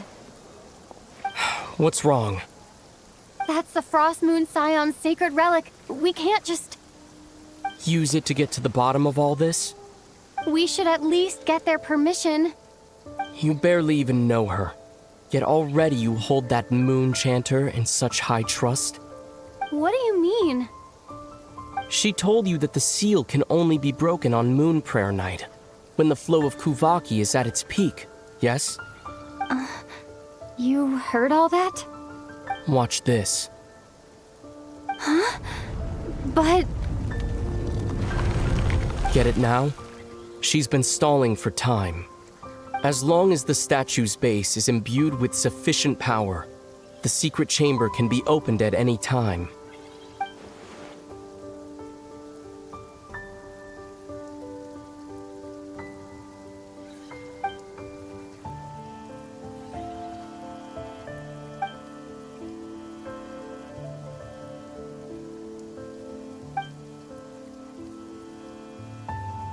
Is it such a sin when I don't put all my cards on the table for you, but not when someone else is doing it? It's not like that. Is it?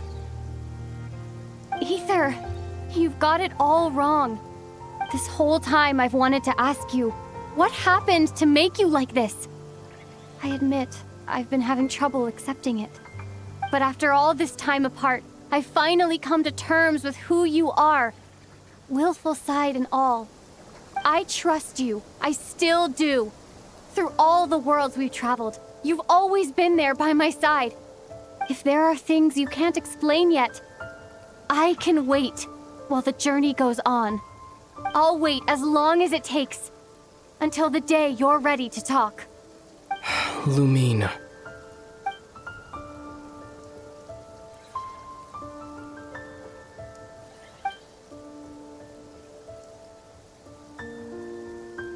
I'm not looking to borrow the moon marrow simply because of our past.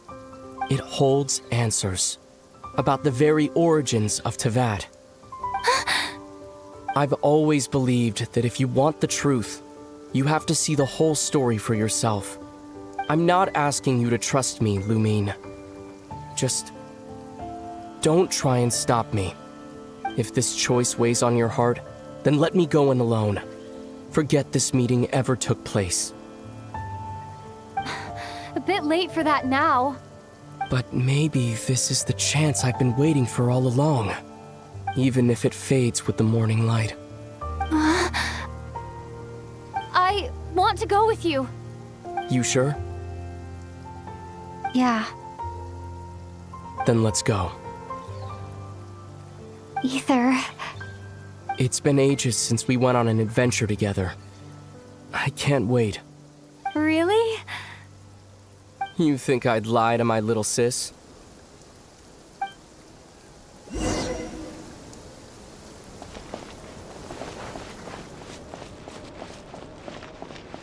From what I understand, the path ahead is likely to be full of trials and challenges. A deterrence against intruders, and a test for those who truly seek entrance. Nah, I doubt the two of us will have any problems. I agree. Still, if we get separated, things could get tricky. Best we move together and watch each other's backs. Even the sound of your footsteps takes me right back. As a warrior, as a traveler, as my little sister.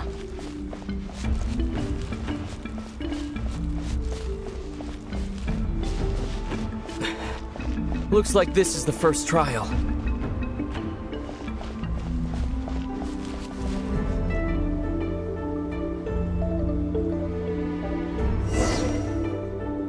Lumine, do you understand how Kuvaki works?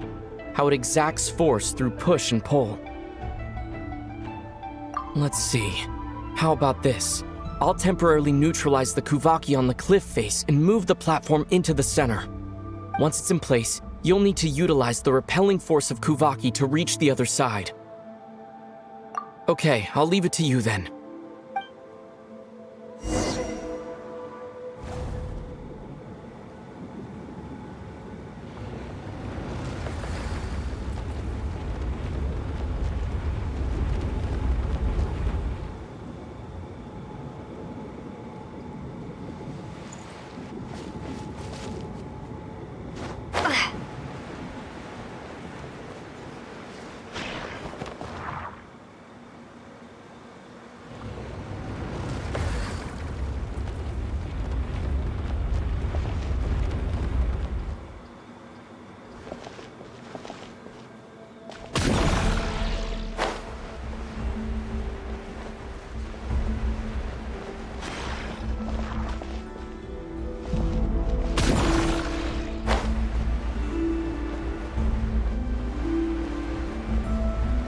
This should help Ether get across.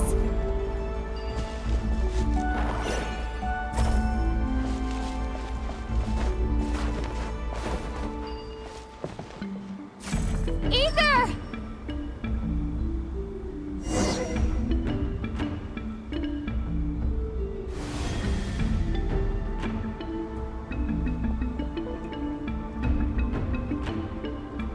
We make a pretty great team, huh? Just like the old days.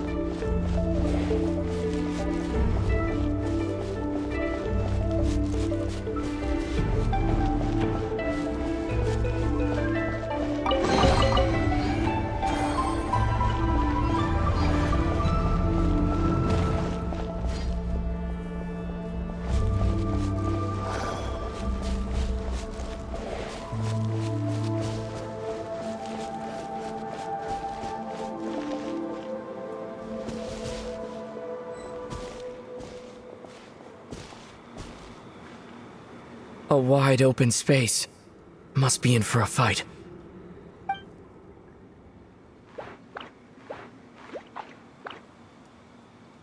Was that it? What a letdown.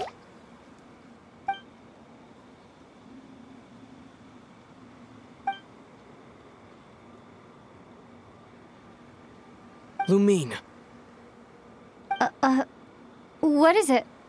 Why are you looking at me like that? Those enemies were weak, were they not? Maybe it's because the trial's only just begun. Actually, I've got an idea. Why don't we have ourselves a little friendly competition? Let's see if your journey has made you rusty. You're on.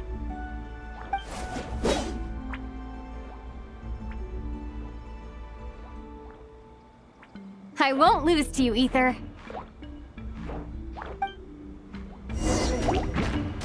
If memory serves, I used to come out on top more often than not. You sure you're all right?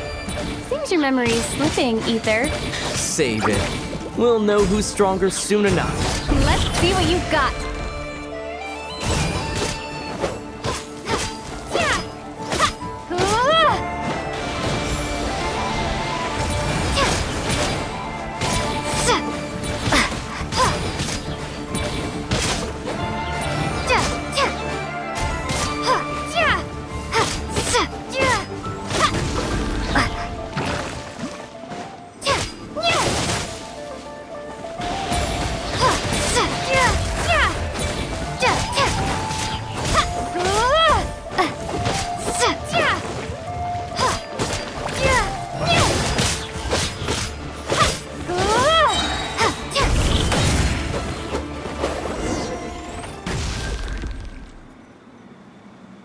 Been slacking off on your combat training?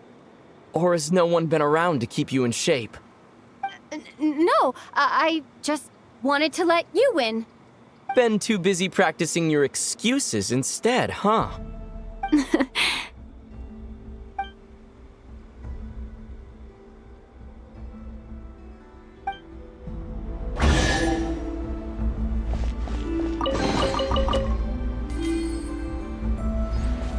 Let's keep moving.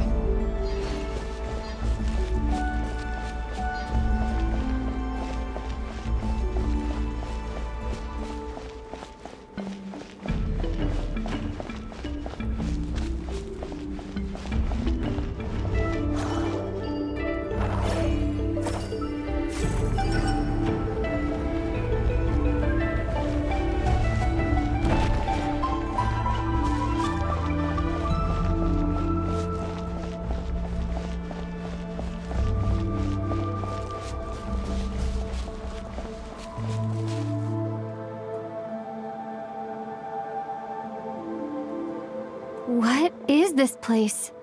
No sign of any monsters. Feels like a ritual site, but something's missing. It's a head, inside that thing that looks like a mirror.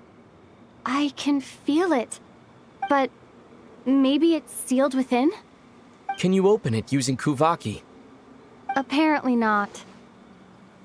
Do you think it might have something to do with the Frost Moon Scion's bloodline? Ether? If this is about strength of blood, what could possibly stop us? Let me give it a try. Why don't you check around for other clues? Sure.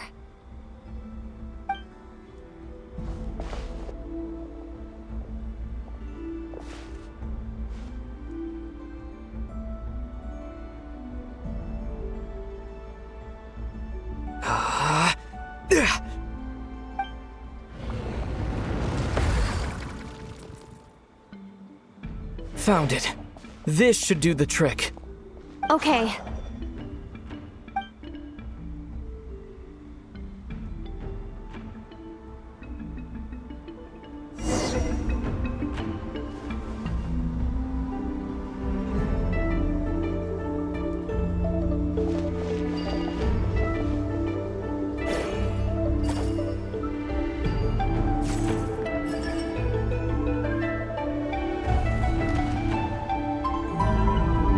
Yep, that got a reaction. That's one down.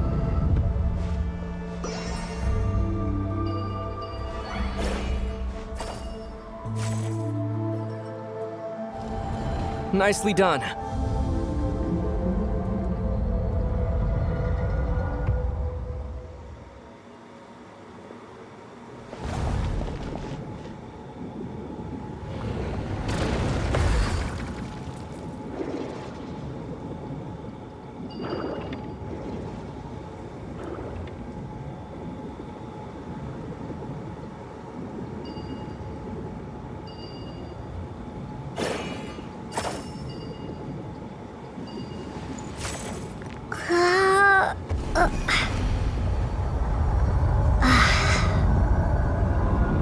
You've got this. One more to go.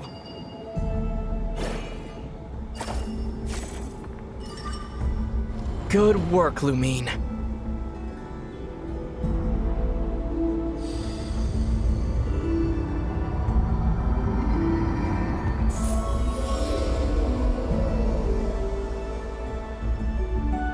The door's open. Come, we must be close.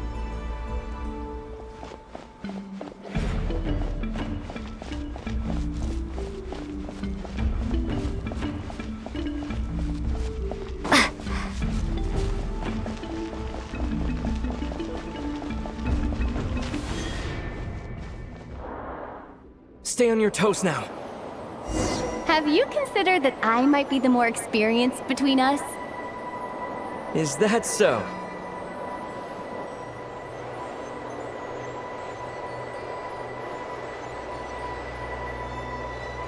So, will you be heading off again after we're done here? Maybe. Maybe not. Another cryptic response. Don't worry about things that haven't happened yet.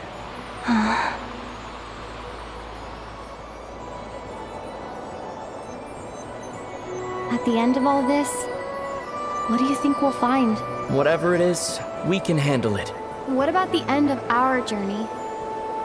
That's not something we need to worry about right now.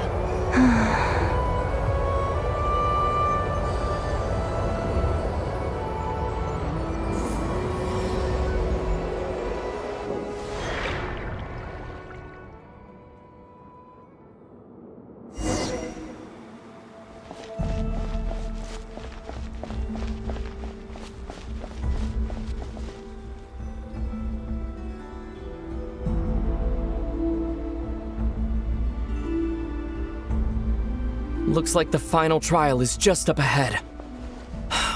Ready for battle? When have I ever not been? What's wrong? Going on an adventure with you side by side, it's been so exciting. But at the same time, it just feels surreal, I guess. Maybe because it's been so long. You know, this is only the second time we fought together since the day we both woke up in Teyvat. Maybe that's it. Lumine, let the light of our blades come together once more, just like they did in the past. Ether. This is a night of miracles, an adventure that belongs to us. Let's not weigh it down with worries and regrets. This is our adventure.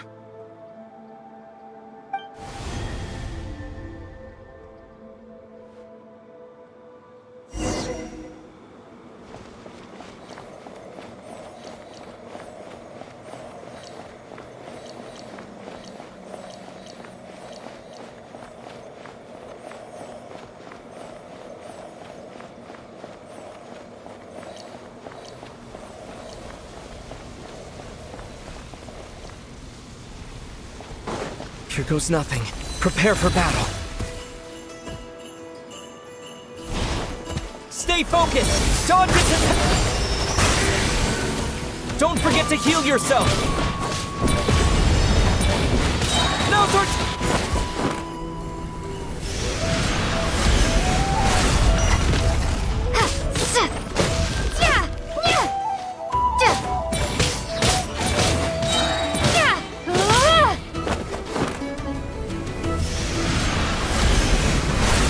Watch out!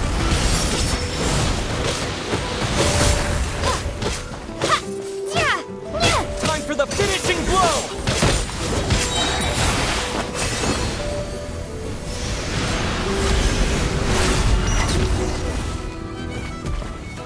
It's over. Nicely done. Flawless execution. Couldn't have pulled it off without your backup. Not too shabby at all. As for what you were saying, yes, I should have come to see you earlier. Or at the very least. Spent more time with me, going on adventures like this? Something like that. Instead of just running off and expecting you to follow my trail. Wait a sec. That's not an official apology, is it? That goes without saying. Come on, time to claim the treasure we came for.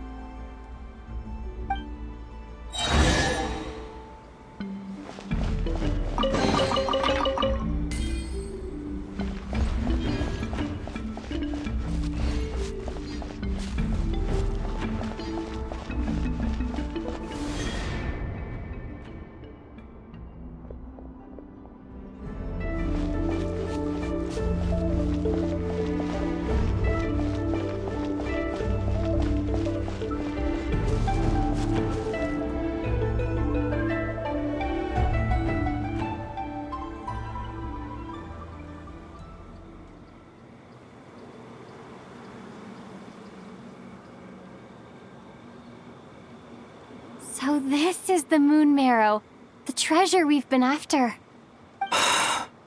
All right, go get it for me, Lumine. It belongs to me.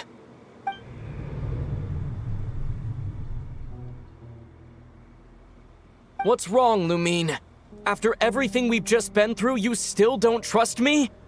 Don't you want to know the truth too? Just like I do? Rest assured, I'll share the truth with you afterwards. Now go, bring it to me.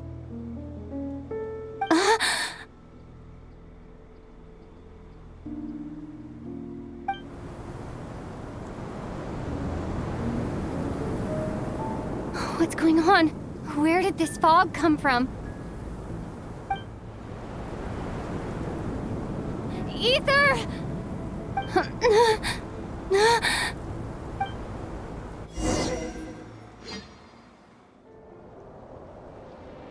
Ether!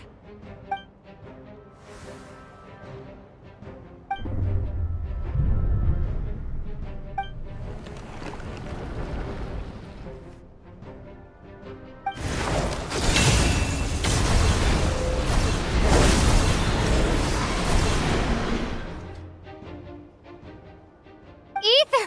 Huh? Huh? What are you doing here? Yes, we ran into each other at the flagship this afternoon. I'm honored you still remember. Are you looking for something here?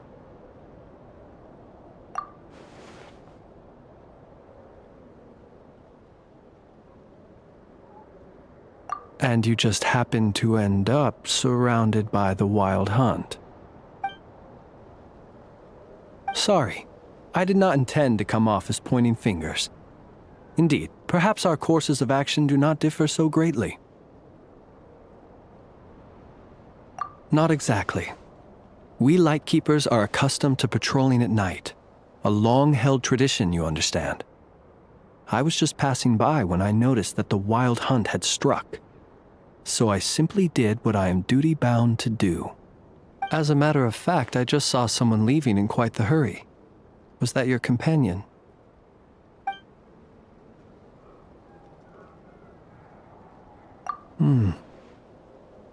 Perhaps I should take my leave now. After all, my patrol isn't over yet. Nodcry is a dangerous place to be at night. I'd advise that you head back soon as well.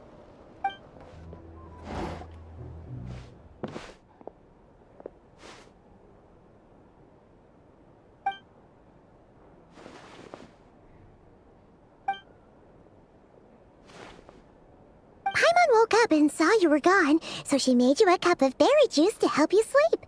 Her own secret recipe. When you get back, drink it up and go get yourself some rest.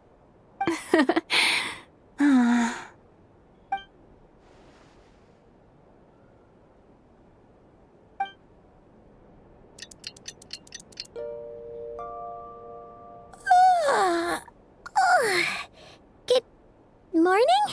If now still counts as morning. When did you get back last night? Did you sleep well? Good to hear. So, where'd you wander off to on your midnight stroll? Anything interesting to see in Nodcry at night? Oh, really? Come on, don't leave Paimon hanging!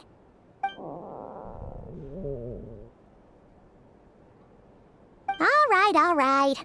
Guess we'll have to feed your stomach before we feed Paimon's curiosity. Let's go grab something to eat while we talk.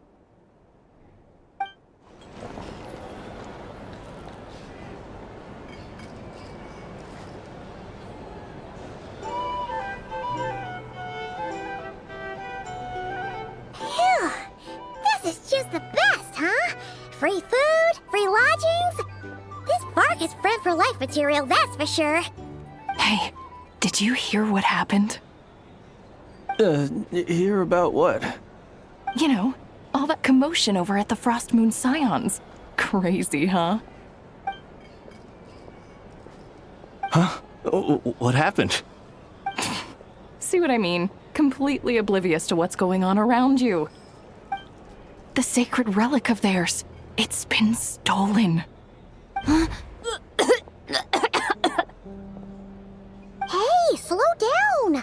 Paimon knows you're hungry, but you don't have to worry about her stealing your food. At least, not today.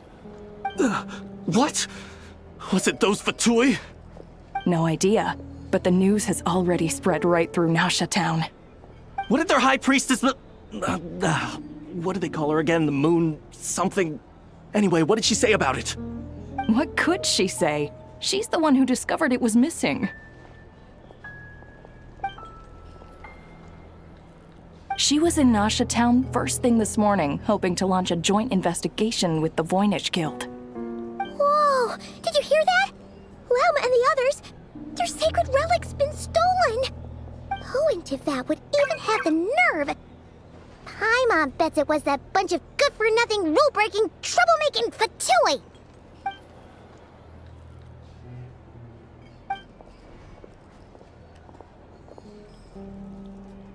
Huh? What's wrong? You feeling okay? A joint investigation? Good luck getting any takers. Unless there's some reward or business opportunity to sweeten the deal. Same thoughts here. So just a few minutes back, she switched gears and headed over to the one place that might actually be able to solve this. The Curatorium of Secrets. You scared, Paimon! What is it? Huh? Okay, just... Hey! Paimon's not a baby, you know! Quit pulling her arm! Sorry to... Huh? There's no one here. But didn't they just say Lauma came this way a few minutes ago? No one except for a cat watching over the front desk. Excuse... meow? Are we supposed to check in here?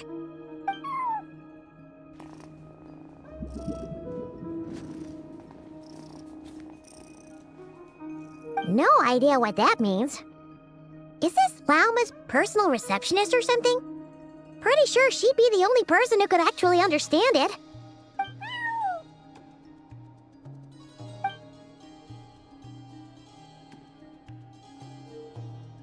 Huh? It's heading into that room! But why not? Like I told you already, that's just... Another client.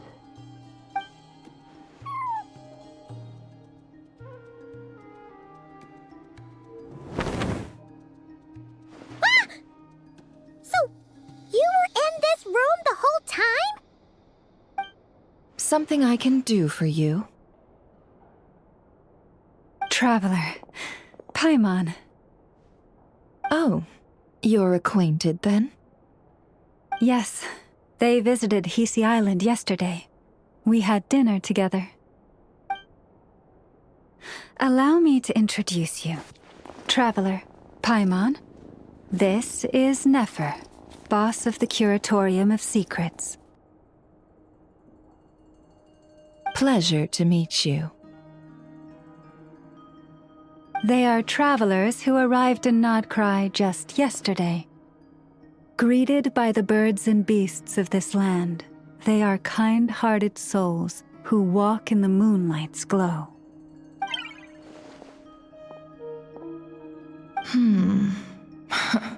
Interesting. Thank you, Lauma, but you need not have introduced them. They are great heroes, renowned throughout the nations beyond our borders. Oh, really? Do not forget, I deal in information. Just because most people in Nodcry pay scant attention to foreign affairs, that does not mean the same goes for the Curatorium of Secrets. They're the heroes everyone was talking about before. The ones who saved Natlan during the Abyss crisis.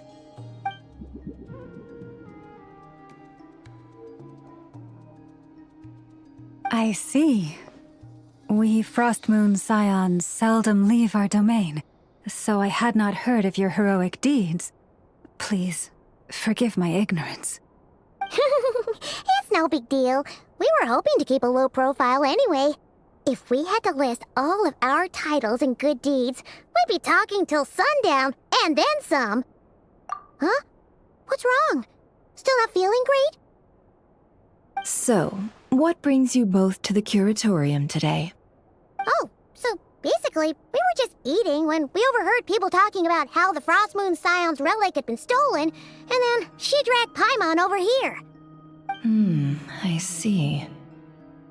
I see. So you came over here because you were worried about Lauma. A combination truly befitting of great heroes.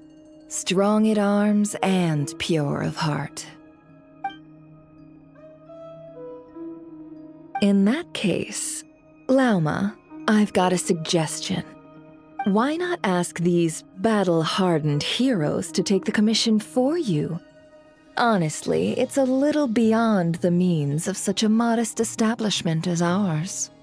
Your modest establishment? Unable to handle a commission? You just don't want to take it, do you? You're right. I do not. What kind of commission is this? Surely it's not to recover your stolen relic? Yes, that is it. Recovering the relic is both my duty as a moon chanter and a step toward fulfilling the promise I made the Traveler, to help uncover the truth of the past. But Nefer has already declined our commission multiple times. And yet, just as it always has, the moon will continue to illuminate the sky above the Curatorium. Come night or day, may the moon goddess keep you. Enough of that.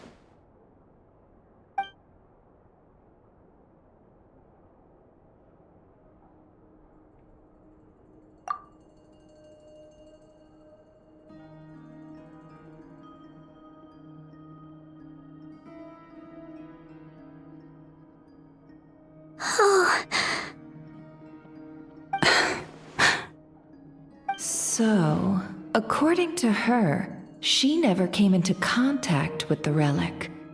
So she suspects her brother may have taken it. I understand. The Frostmoon Scion's secret chamber has remained hidden from the world for generations. But the reason outsiders are forbidden entry is not only to prevent theft. Within the chamber lie ancient trials, challenges designed to test the worthiness of those who enter. To intrude without rightful cause is a most perilous act indeed. So please, don't be too hard on yourself. The fact that you made it through those trials proves your right to stand before the relic. To put it simply, the Moon Marrow itself has deemed you worthy. No. Your honesty tells me everything. You never sought to take the Moon Marrow for yourself. As for what happened at the end, I suspect the chamber's protection mechanism may have been activated. Among those who entered the final chamber, there was either someone with impure intent, or else an abyssal presence. The Abyss? Perhaps that's why, then. Either way, the moon marrow was taken. And I believe you. So the problem remains the same. I need to recover our relic. See? Didn't I tell you it would all work out in the end? But before everyone starts celebrating, forgive me for asking just one more thing. Are you absolutely sure your brother took the relic? What do you mean? Weren't they the only ones inside at the time? Who knows? Think about it. After your brother broke the seal with abyssal power, what was to stop someone else from following you in there? In theory, nothing. And as it just so happens, I received a tip-off from one of my sources earlier this morning.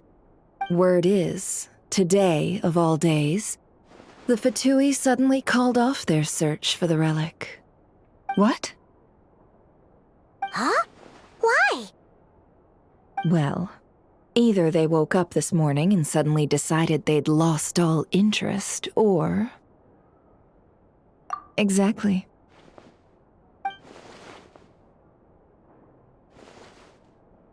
Are you wondering if your brother might be in cahoots with the Fatui? Which is why I asked, are you absolutely sure your brother took the relic? Or to put it another way, do you really know your brother?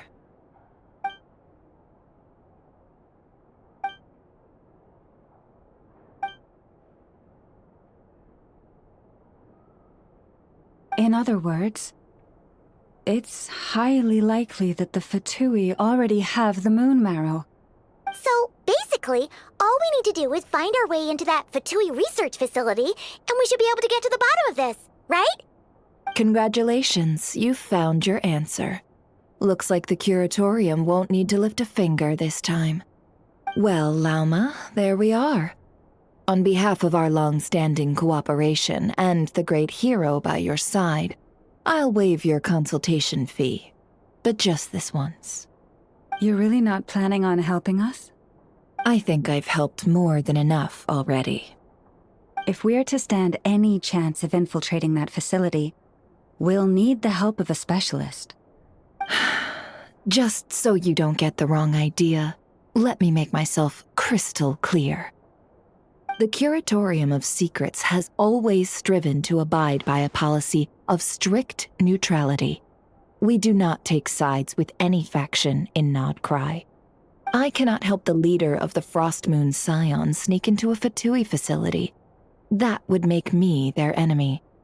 When one of their harbingers asked me to help them infiltrate your territory, I gave them the same answer.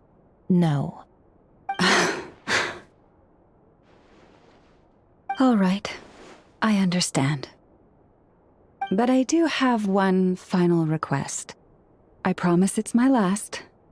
It had better be.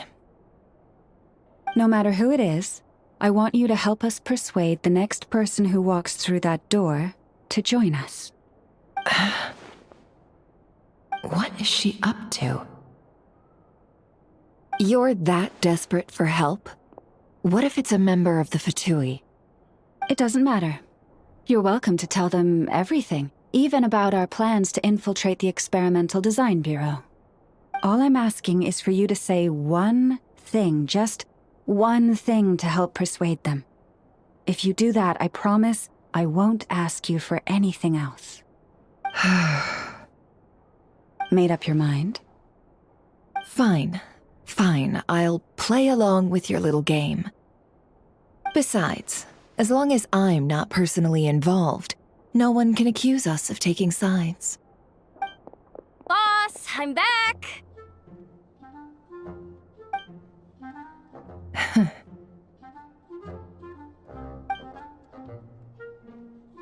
You won't believe the luck I've been having today. Remember you sent me to find that runaway cat, yeah? And you said I'd only be back after dark? Well, guess what? Right after I left the house, this big ibis flew over and the missing cat was right in its claws. And once it got close, it loosened its grip and... Boss. Boss, you're meeting clients. I'm so sorry. I'll get out of your way.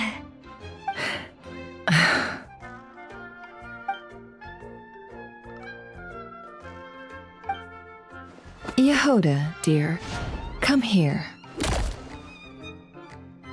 Huh? Me? Is something the matter?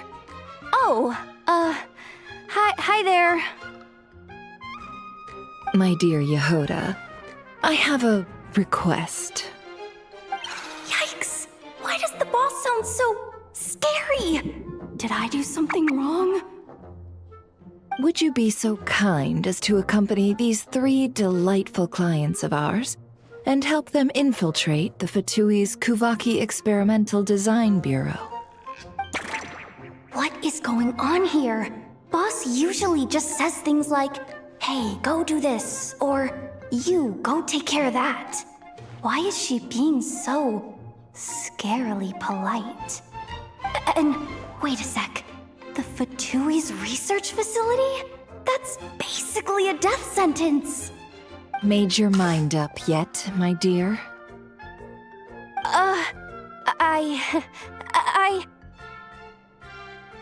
What is up with Boss today? Am I supposed to say yes to this? Or maybe it's because the mission's too risky, so she's actually looking out for me? Why is everyone looking at me like that? Is this some kind of test? I can't let the boss down. Can I? Have you made up your mind?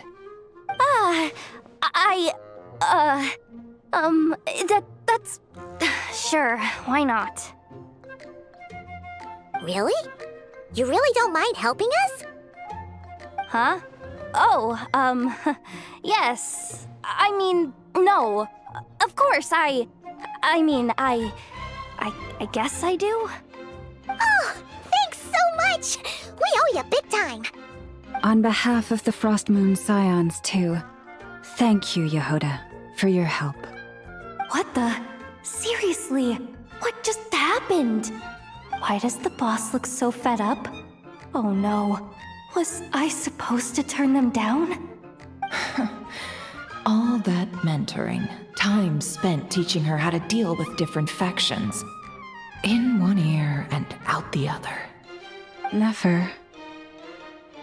You got what you wanted. You promised that was it. I know this goes against your principles. I won't forget the favor. Trying to get me to change my mind now? Of course not. I just wanted to say thank you. So, thank you. Oh. Yehoda, we'll leave the planning to you. Let's discuss the details elsewhere. Huh? Oh, okay. What have I gotten myself into? Oh, by the way, Yehoda, before you go...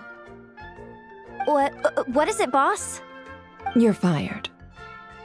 Huh? Effective immediately. As in, this exact moment. The Curatorium will take you back, of course, but only once you've completed this commission for our 3 clients. What? Is there some issue? Well, here's the upside. Without me taking a cut from your commission, you'll earn more. Seriously? Can someone explain what's going on here?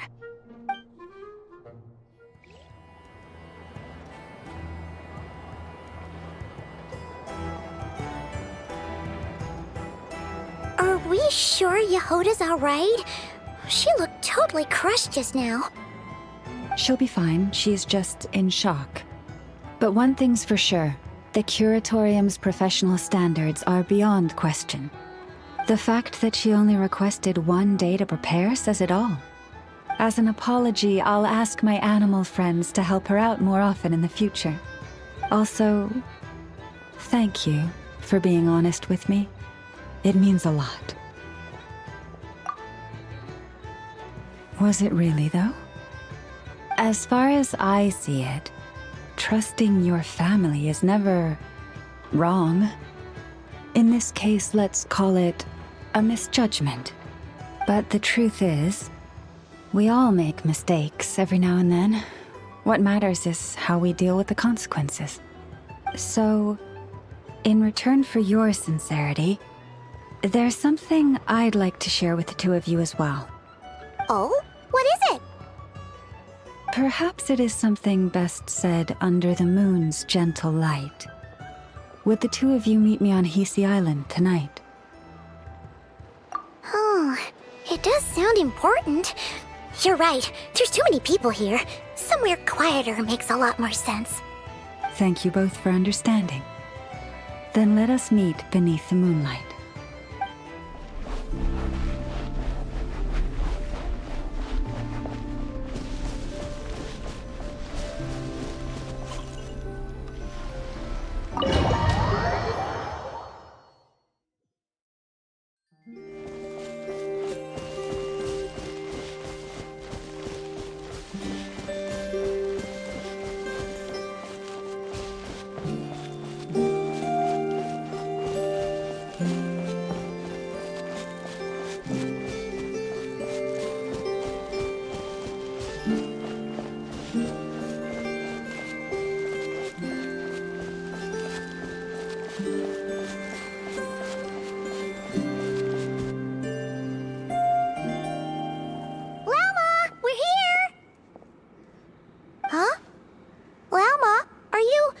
Praying?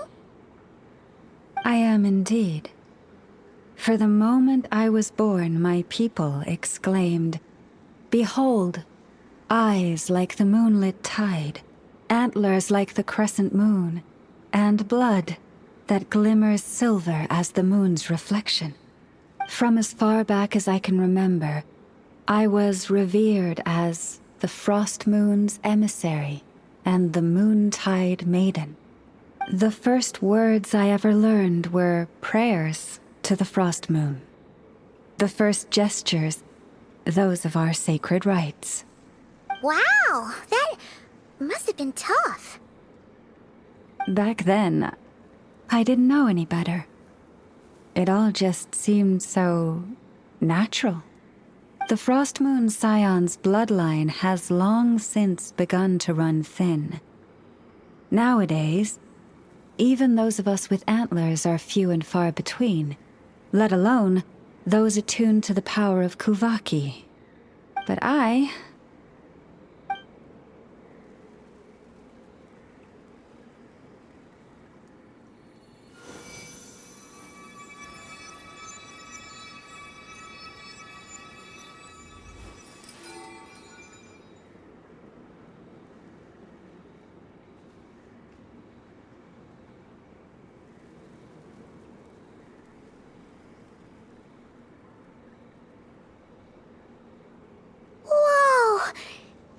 Antlers are so pretty.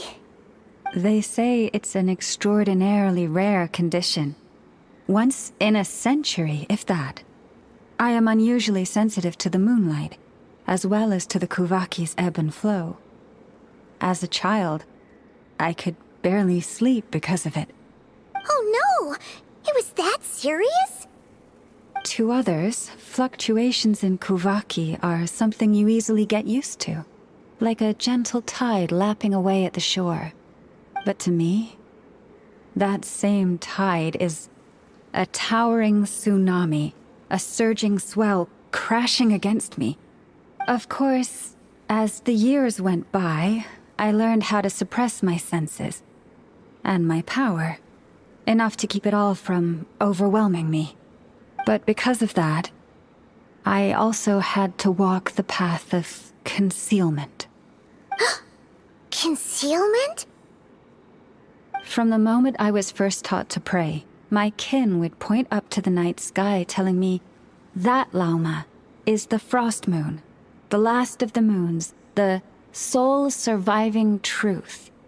But I would ask them in response, why?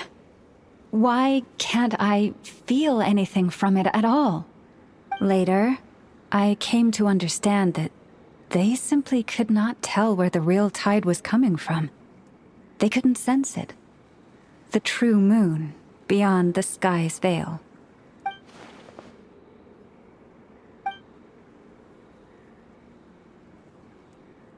The moon is false. I reached that conclusion long ago. But there was no one I could tell. Not a single soul. At least, not until now.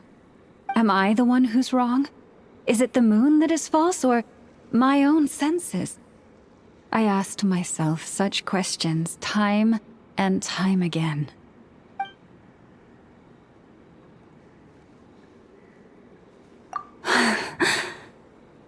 Thank you.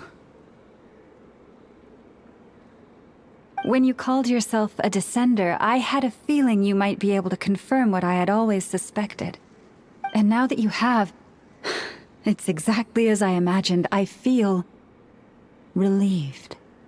Oh, Paimon kinda gets why you couldn't tell anyone now. It's not easy to change people's minds on something they've believed for hundreds of years. That's what I meant by concealment. I knew too much, so I had no choice but to keep my people in the dark. Every prayer I offer feels like a lie to keep myself going.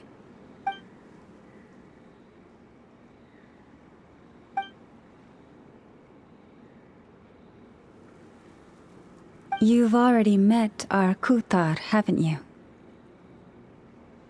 Huh? When was that? And, more importantly, when were you planning on telling Paimon? Ah, no wonder. What did you think of her?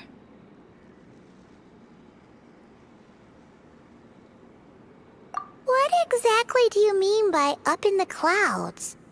I understand what you mean. She is quite indifferent to the world outside herself. But I find it hard to hold that against her. Yes, it was shortly after the fall of the ancient moon's remnants. I asked her what the Frost Moon Scions meant to her, and why she left in the first place. Yeah? So, why did she? Perhaps it's better if you ask her yourselves. Things tend to get lost in translation when you speak on someone's behalf. What I can say for certain is this. Even when I had no one to confide in, I still had a family. I still had the Frost Moon Scions. But that girl, born beneath the moonlight, perhaps she's never felt she had either. The truth is, though, she might have had it all, if only the Frost Moon Scions hadn't let her down.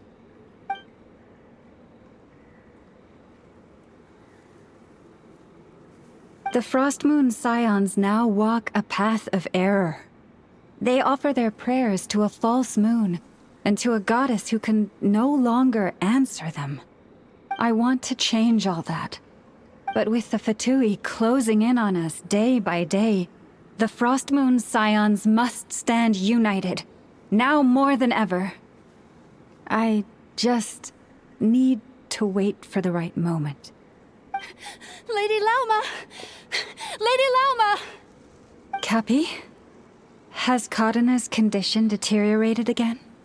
Traveler, Paimon, we'll have to continue this conversation later. We'll come too!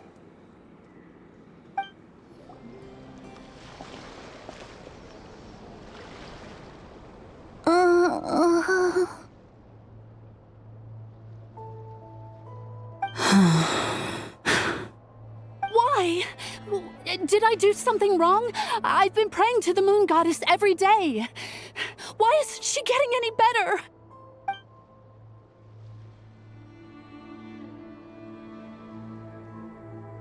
Cappy, I need you to wait outside. I'm about to start her treatment.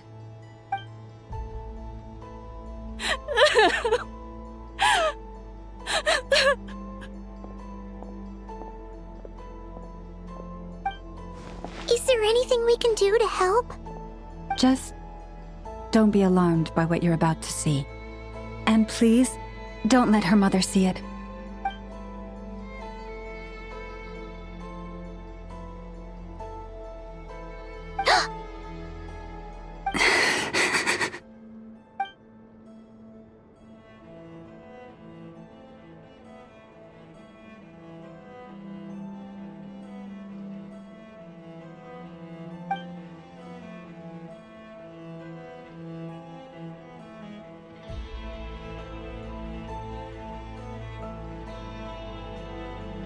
Shh.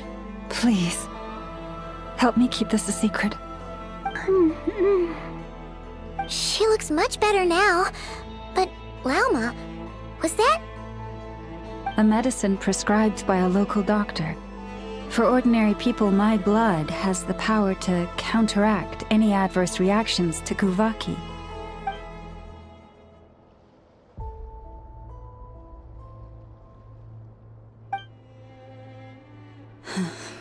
So, now you know another of my little secrets. I had hoped to guide the Scions out of error before Karina's illness reached this stage, but clearly, I was too late.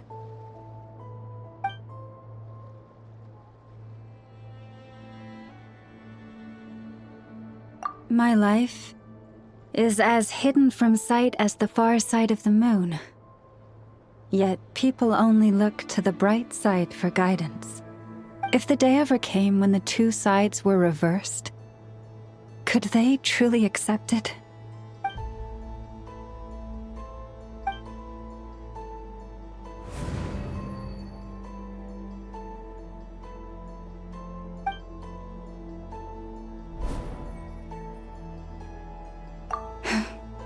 Hearing you say that puts my heart at ease. And if there's anything we can do to help the Frost Moon Scions, just let us know. Our priority, right now, is reclaiming our relic from the Fatui. But I now understand that the day I will tell everyone the truth is no longer far off.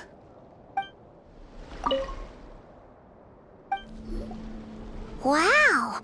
Paimon would never have guessed Lauma had all that bottled up inside. Hey! Watch your step! Ah! What's wrong? Oh, you scared Paimon. You scared me there too. Almost stepped right into one of my traps.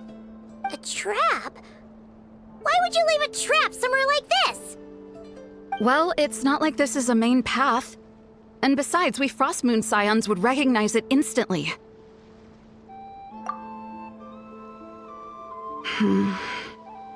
Alright. You don't seem like you're with the Fatui, so I guess there's no harm telling you. Lauma asked me to set up these traps to keep the Fatui at bay. Oh! Come to think of it, their 3-day ultimatum is almost up now. Yes. Hopefully they'll back off when they realize we won't go down without a fight. Oh, you've done a lot for the Frost Moon Scions too, just like Lauma.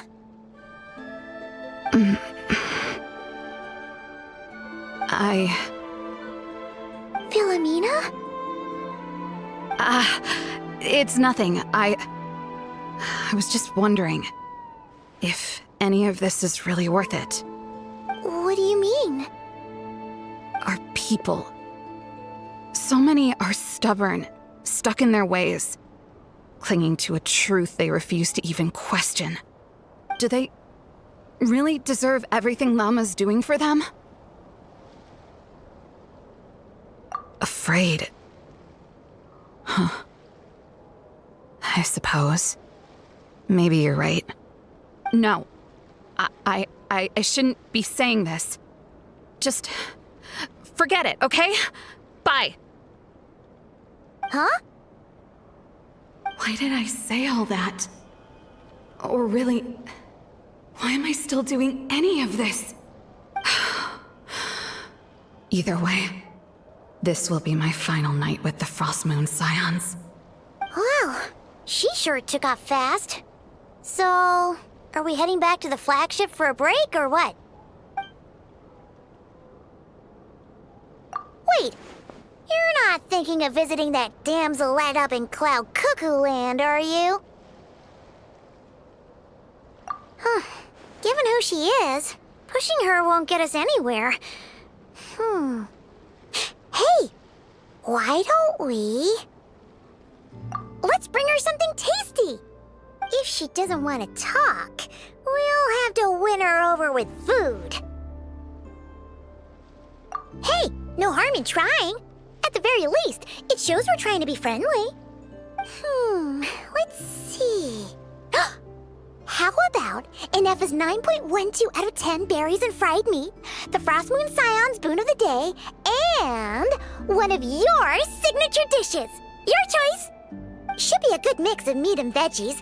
There's bound to be something she likes.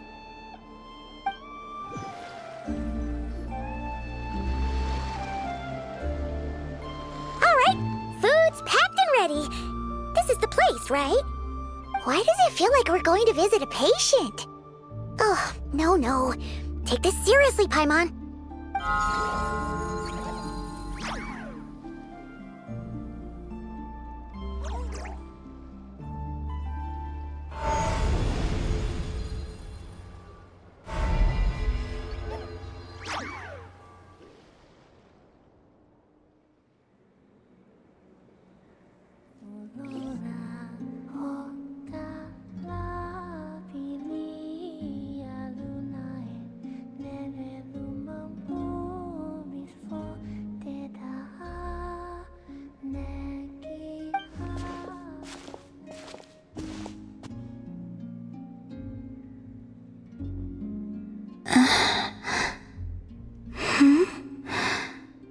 Remind me, who are you again?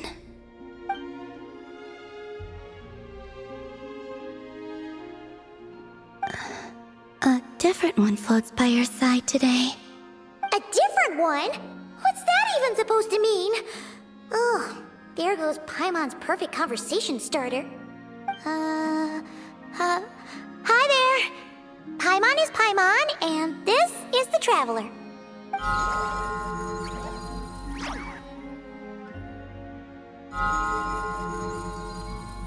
Oh, there you are. Between the two, I suppose you're cuter. Wait! What does she mean Paimon's less cute than that floaty thing? Columbina. What is it?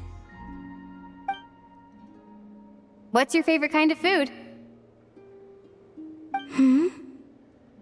Is this a treat? Or an offering? Let's go with treat. Anyway, this is all the Traveler's cooking, so please, help yourself.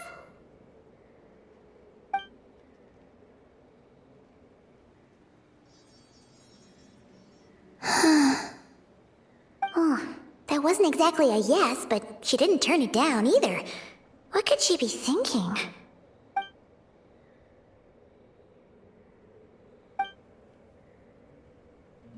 So, what do you want to ask?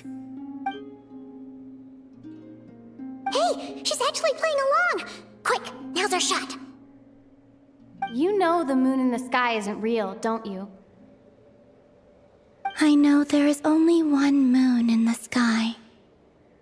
It is simply that some can see it, and some cannot. What does it mean to you?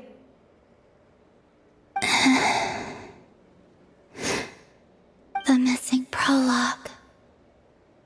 What?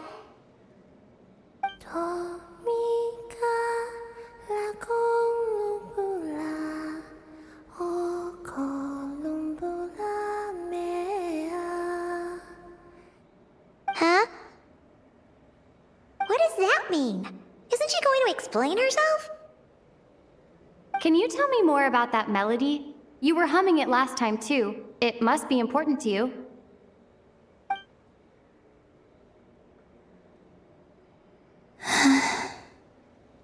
It is all I remember from the moment of my birth. A melody. A few lines of lyrics. Like a lullaby from a foggy dream. Oh, so who was singing it? I do not know. I have nothing else. Just that song. Huh? And the Frost Moon Scions who found me. They had nothing either, but hope. Before I even knew what was happening, they were already calling me their goddess. And I had no reason to decline.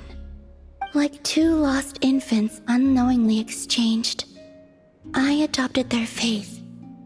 And in return, they adopted me. But my adoption drops you into the story halfway through. What came before was scribbled onto the wrong pages, never even bound into the book. That sense of something missing only served to nurture their greed and doubt. And thus, I came to realize that this place was never truly my home. Greed and doubt?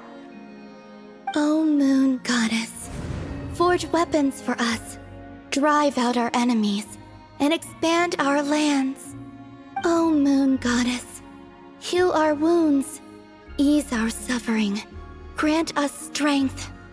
They asked for everything, and I obliged. Until the day came when no answer could be given. If mortals can turn to the gods when they are powerless, then who do the gods turn to when they have nothing left to give? You've got Paimon there. In those days, the Frost Moon Scions cared more for faith than for truth.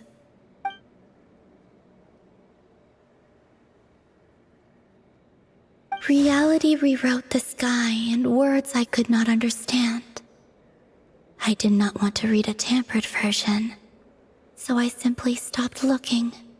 The real beginning of my story lies up there, on the moon, forever beyond my reach. Like a message carved for blind hands, sealed away where no fingers can find it. Huh. So that's how it is.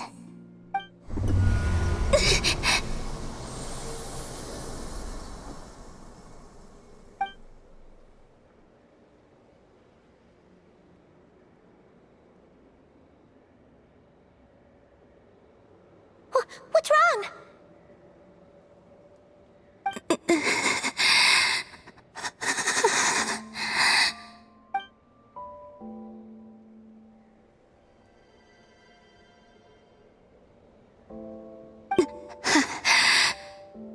You should go. What, now? But you really don't look well. Did something just happen? Is there anything we can do to help? No. Aside from answers, I have nothing else to give you in return. This is the price of running away from home a second time. Running away from home?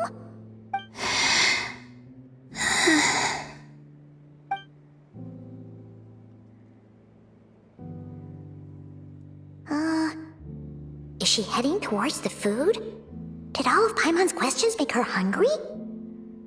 Do you still have many questions?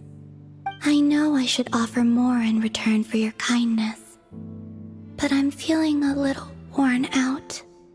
Oh, we're so sorry about that. But Tsaritsa was right. Freedom always comes with a price.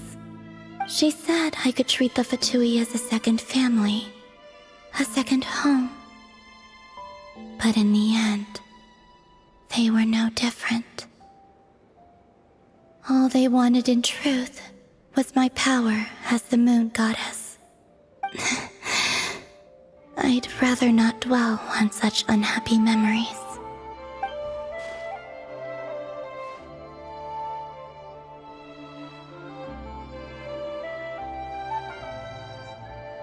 I have fulfilled my promise to the Tsaritsa, though it has used up much of my power.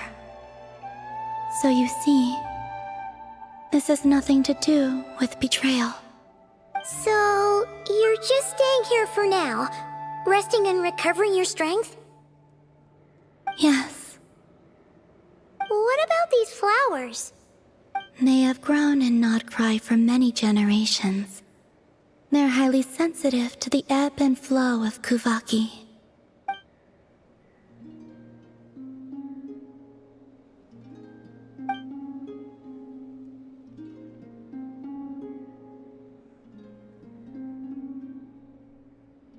At times, I thought about using that relic the Frost Moon Scions had hidden away.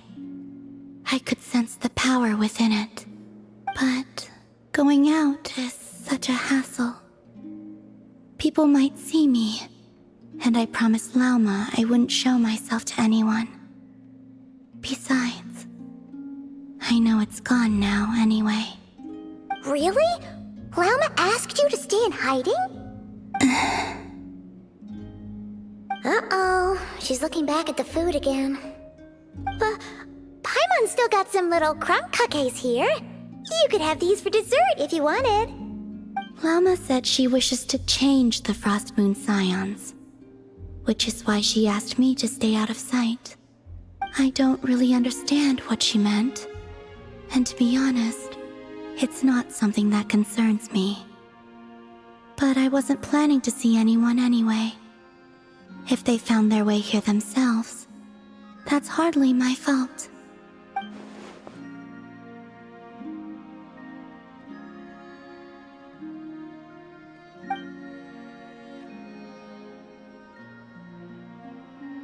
Lauma, the Maiden of the Grove.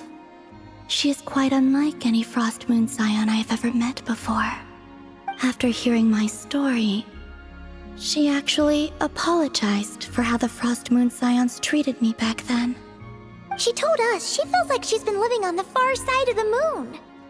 Is that so? I actually got the opposite impression. She's been keeping her true power hidden away, afraid that people might be dazzled by its brilliance, and that they'd no longer be willing to look her way.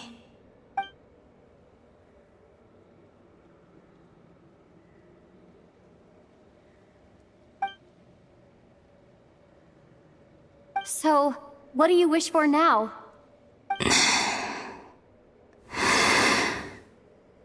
I wish to return to the moon, to the home where my story is written. Right now, that is all I wish for.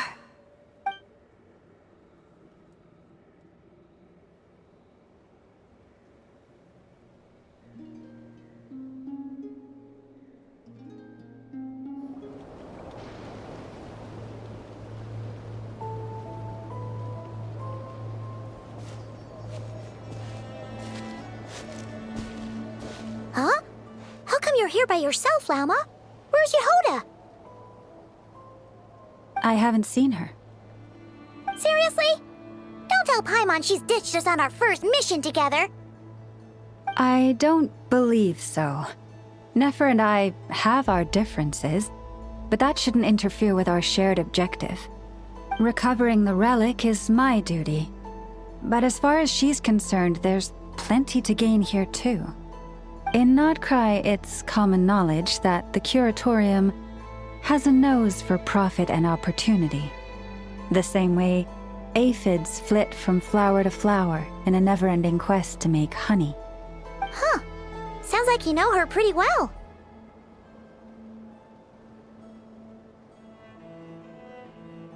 Still, Yehoda sure is taking her sweet time.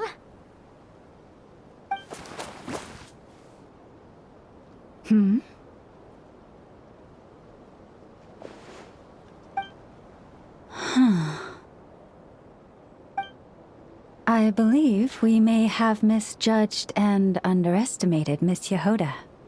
Huh? What do you mean? As a former employee of the Curatorium, I'm confident that she possesses both professionalism and integrity in ample measure. Huh? What was that noise? The sound of a wavering conscience, perhaps? Whoa! Something just fell down. Hello, everybody! What kind of an entrance is that? Wait a second. Have you been hiding nearby this whole time? Yeah.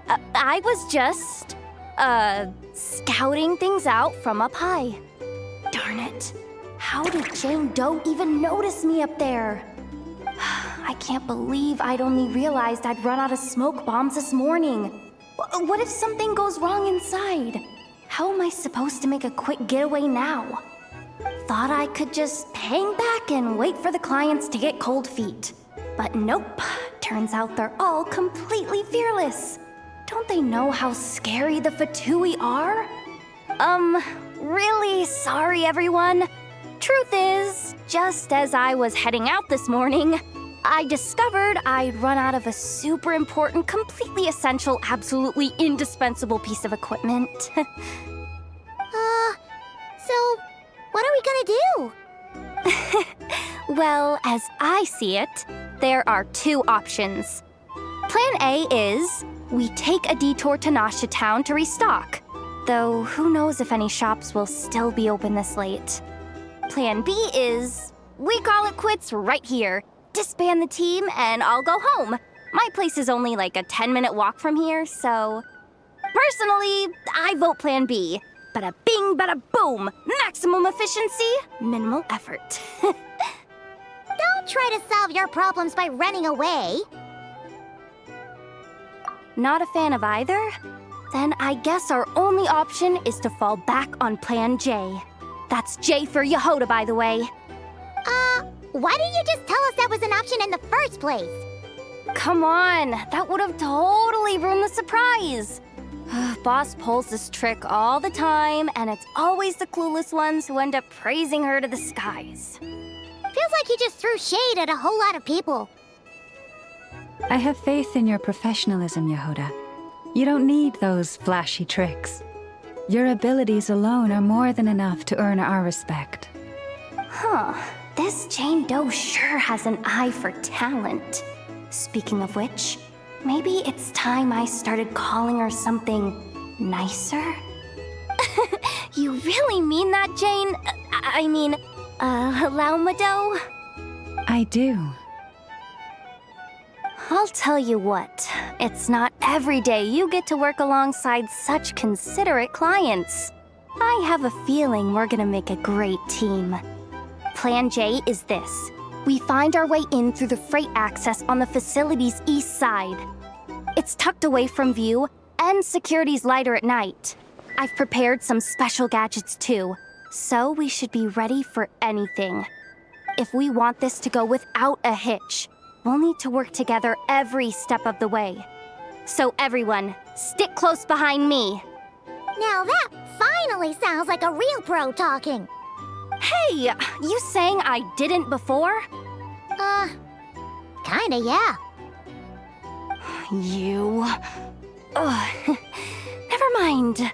A top-tier treasure hunter like me never lets the naysayers get to her.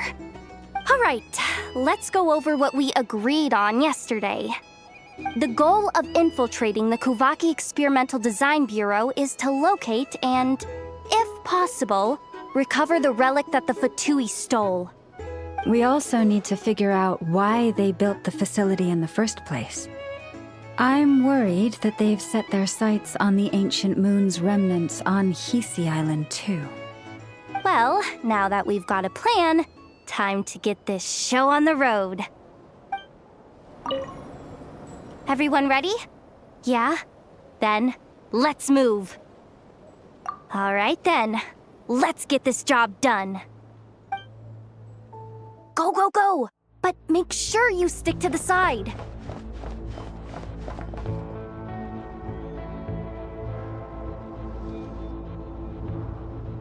Just as I thought. There's a gate controlling access from the outside. Good thing I brought this keycard, huh? Well, technically, I stole it. But no need to tell them that, right? Blame that chump who thought it was a good idea to get wasted at the flagship during work hours. Ooh, is it top-level clearance? Of course, that goes without saying. Let me read it out loud for you. Fatui Experimental Design Bureau number 183574, maximum clearance, maintenance intern. That doesn't sound very top-level to Paimon. Never underestimate interns. Even the most legendary of thieves started out as rookie pickpockets, you know? Besides, if it wasn't for this person's selfless generosity, we wouldn't be able to just waltz in like this, would we? Feels like you're trying really hard to change the subject. Allow me to teach you the first rule of treasure hunting. First and foremost, use every resource at your disposal.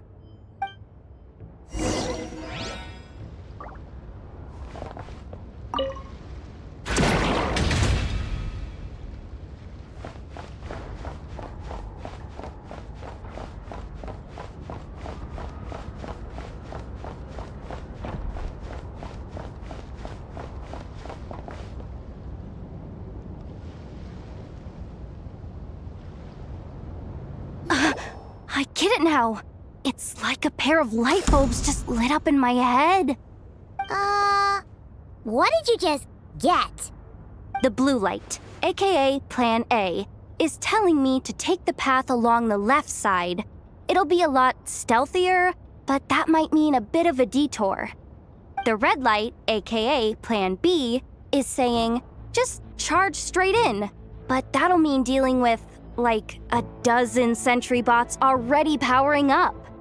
Although, I might be able to switch them to training mode. Their attacks will be weaker, but we'll still be in for a fight. Can't you just put them in sleep mode? Hey, I told you, I'm just a maintenance intern. Give the new recruit some time and space to blossom, will ya? We're still pretty close to the entrance. Surely they'll call the whole thing off once they see what these bots can do. Anyway, I say we go with Plan B. Either way, I won't be doing any of the fighting, so the shorter route sounds good to me. If we can avoid fighting at this stage, we should. Plan J is to call it a night so we can all make it back to bed before sunrise. After all, the deeper we go, the more dangerous this is gonna get. So we might as well give up while we still can. Okay, here are the bosses. Just don't forget, whatever you do, don't let those recon bots spot you. Let's see. No kidding. Anefa told me about something like this before. I can't believe that dumb robot actually helped me out for once. All you gotta do is this, and the recon bots will be reassigned to another position. That way, when it's time to move forward, the path will be clear. Which reminds me, it's about time I taught you the third rule of treasure hunting. Go with the flow. What about the second one? You skipped that one. Huh? Did I? Oh geez, must have gotten them muddled again. I mean, the second rule is exactly the same as the first. Guess that's what you meant by going with the flow, huh?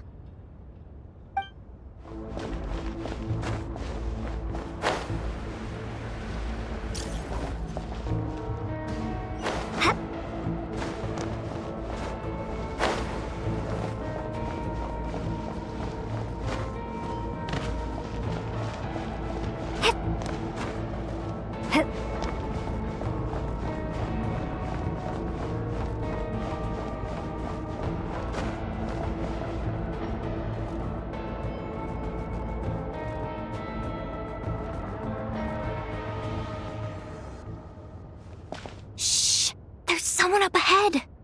Has the lockdown been initiated? Move it, soldier! The cargo has already been transferred. The lockdown procedure is complete, Commander. That sector is now fully sealed. The night shift. Just our luck. Don't they usually handle deliveries during the daytime? There's not supposed to be anyone here. We've come this far already, and they're really trying their best. If I suggest backing out again, it's not gonna look good. Come on, brain. Think!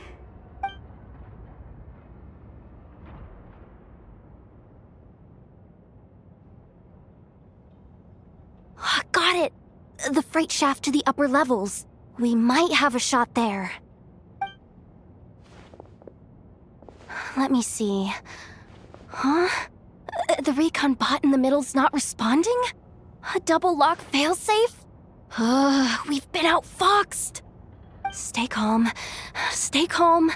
One step at a time. Let's just find a way across first.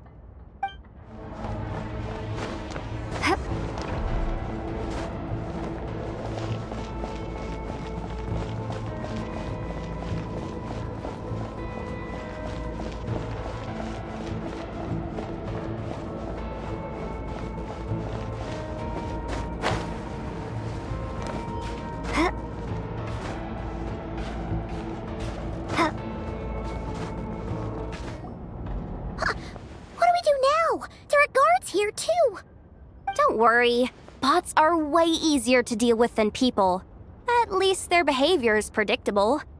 First, let's find a safe spot to land. Good.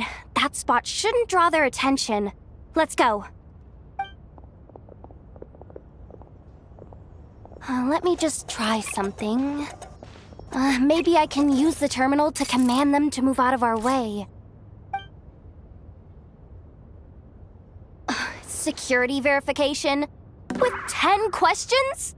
Are you kidding me? You really trust me that much? Fine. I'll do my best.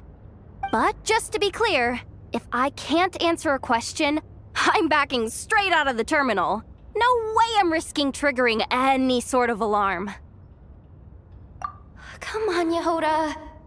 You can't give up now. Question 1. What is our motto? Oh, I know this one.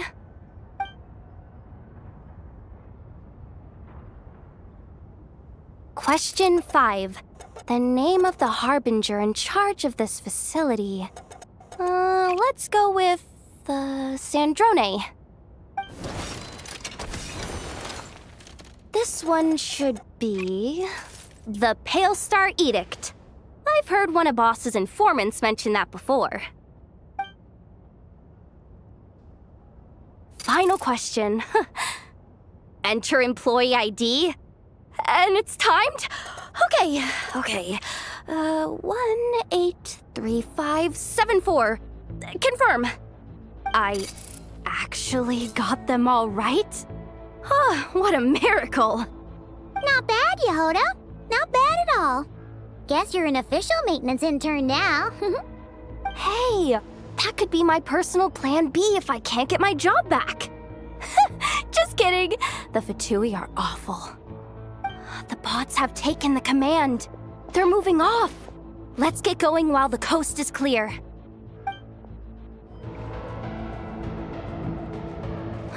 Didn't think they'd even cut off the supply of Kuvhaki. They're being really cautious. If we can somehow divert some emergency power into the system, we might be able to force boot this thing. What do you mean by force boot? How do I explain this? It's like dumping a whole bucket of water into an empty pool so that the little ducky gets to swim around again. You should probably just ask Aino instead. So, we just need to find that bucket of water, right? Paimon thought your explanation was great. Kinda adorable. In a childish sort of way. Hey, you could have just skipped that last part. Here, bucket. Where are you hiding? Judging from the concentration of Kuvaki, over there. Wow! You can sense that, Laumado? That's incredible.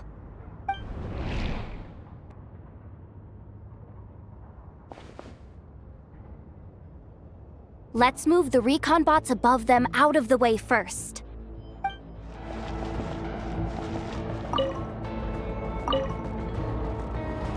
All right, that should keep the alarm from going off.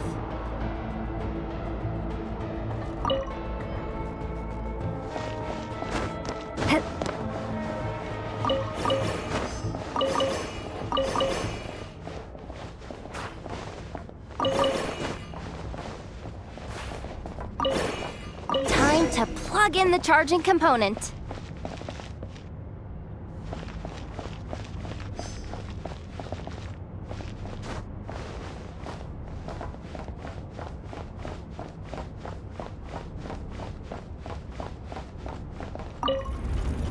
Up and running at last. Let's hope nothing else goes wrong. Please, everyone, step inside.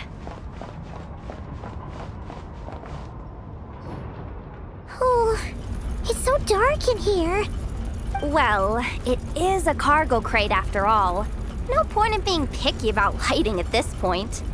Ah! Something sharp and pointy just poked me in the back! Sorry. That was probably just my antlers. It's pretty cramped in here, so I had to crouch down. Oh, having antlers must be inconvenient at times like these.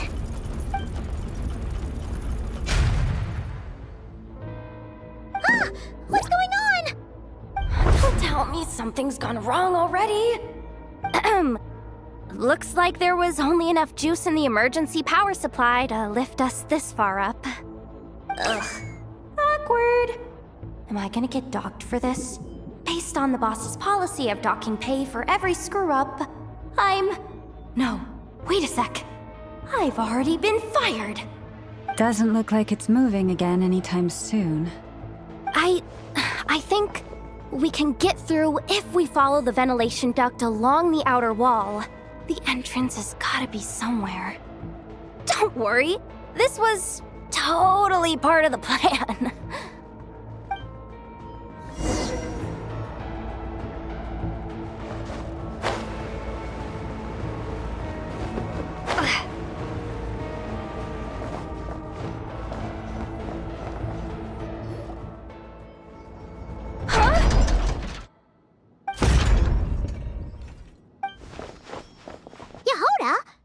How'd you end up outside?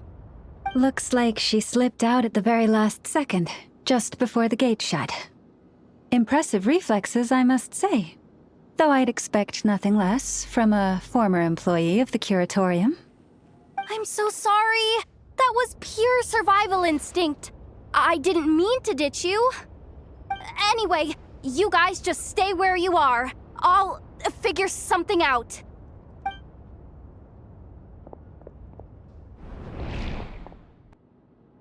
Hey, there's a terminal nearby.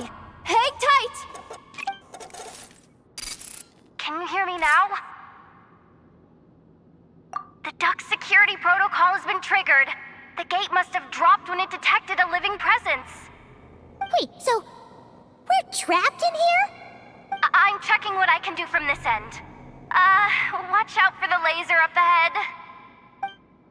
What laser?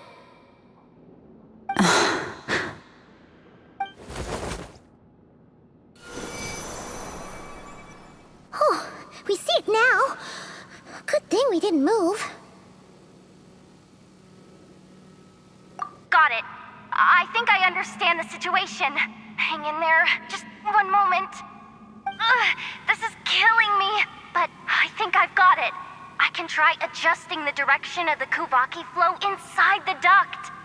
If I've got this right, you might just be able to dodge the lasers by utilizing the Kuvaki's pull in reverse.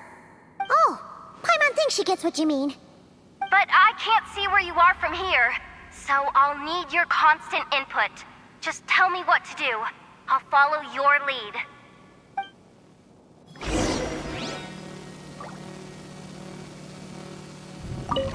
Okay.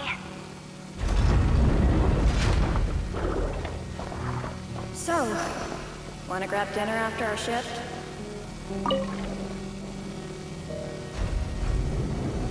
How about the flagship? Too far. And besides, we're not exactly in with the locals. Sure thing. Then how about the staff cafeteria? Brimming with bright ideas, aren't we?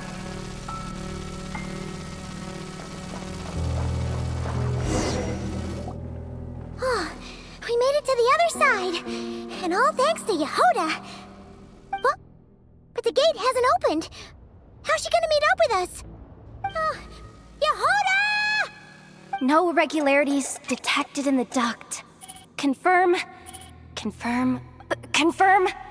Ugh, just confirm the command already, you useless excuse for a terminal. You piece of robo-junk, you mindless pile of scrap! What the? Insufficient clearance? Of course, I don't have the clearance! You oversized... Ow! Go with the flow, Yehoda. Go with the flow. If the others make progress, that's great. But you can't bank on it. You've never been one to depend on others. So it's about time you stepped up to the challenge. Deep breaths. Stay calm. My priority right now is getting my hands on a high-level access card. That way, I can override the security protocol. Senior maintenance staff. Only they can access the core sector. But hey, there's always someone careless enough to hide a spare key under the flower pot by the door. Which means there's a good chance there's a duplicate lying around somewhere in the control room. Even if I can't get into the control room myself, doesn't mean I can't rely on some external help. If I can take control of one of those guard bots, maybe I can use it to search for the access card. This is crazy, Yehoda! You're all alone. You've got nothing. And yet, you're charging ahead like fear's a foreign concept. Maybe that's exactly why. 'Cause I've got nothing left to lose! Confirm! Am I a genius? Whoa, this feed's super clear. Oh, this is gonna be a piece of cake. Wait a second. Oh, this thing's not a guard bot. It's a janitor bot.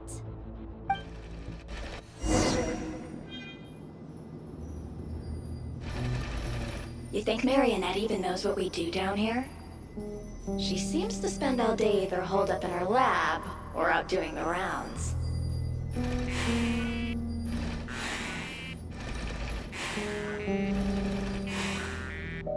Still a mess over there.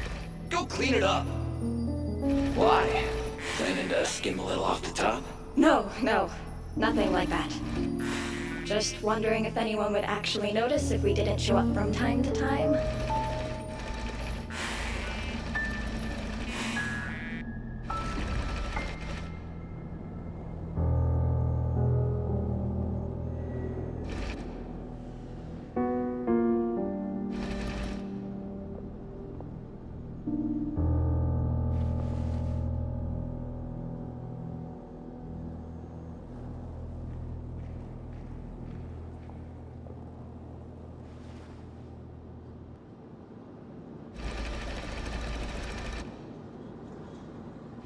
Let me see.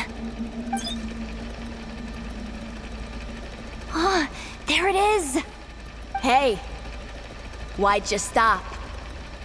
You haven't finished sweeping that corner. But, I can see the card from here.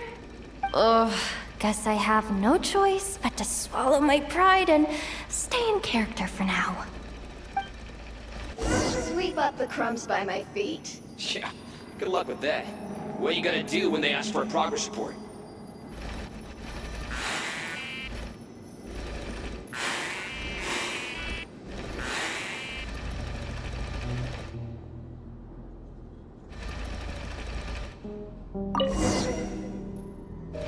Sucks, though. Finally sent somewhere warmer than Snezhnaya, yet we barely get to see the outside world. Gotten rid of... Come on. Where's that bot passage when you need it? There! Oh, the terminal's just ahead.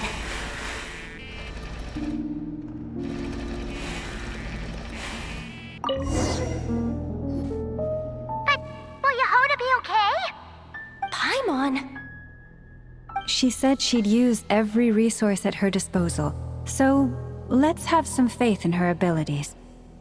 Besides, when it comes to surviving in Nodcry, she probably knows more than any of us. So, they really do believe in me. But how long are we gonna have to stay here? Paimon doesn't want to get caught by the Fatui either. Does Paimon mean the two Fatui in that room? Let me see if there's a way to distract them. Wait, did you hear that? Huh? The alarm? What's going on? Let's go check it out. This looks like somewhere important, but there's nothing here. Hey guys! It's me! Yehoda, are you okay? I'm fine. I managed to swipe a high-level access card and triggered an alarm to draw the guards off. But we don't have much time.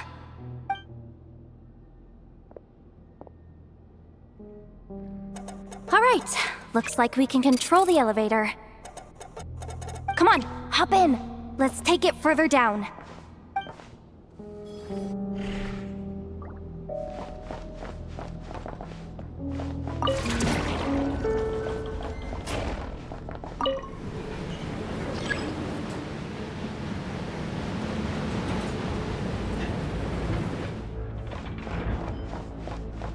We should be able to use the terminal to move the drawbridge.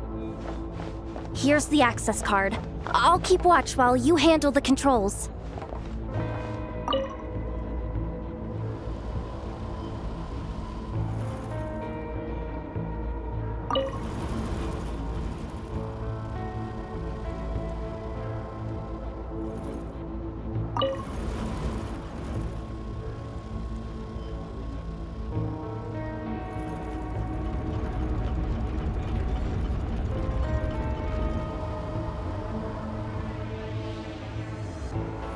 All done. Let's keep moving.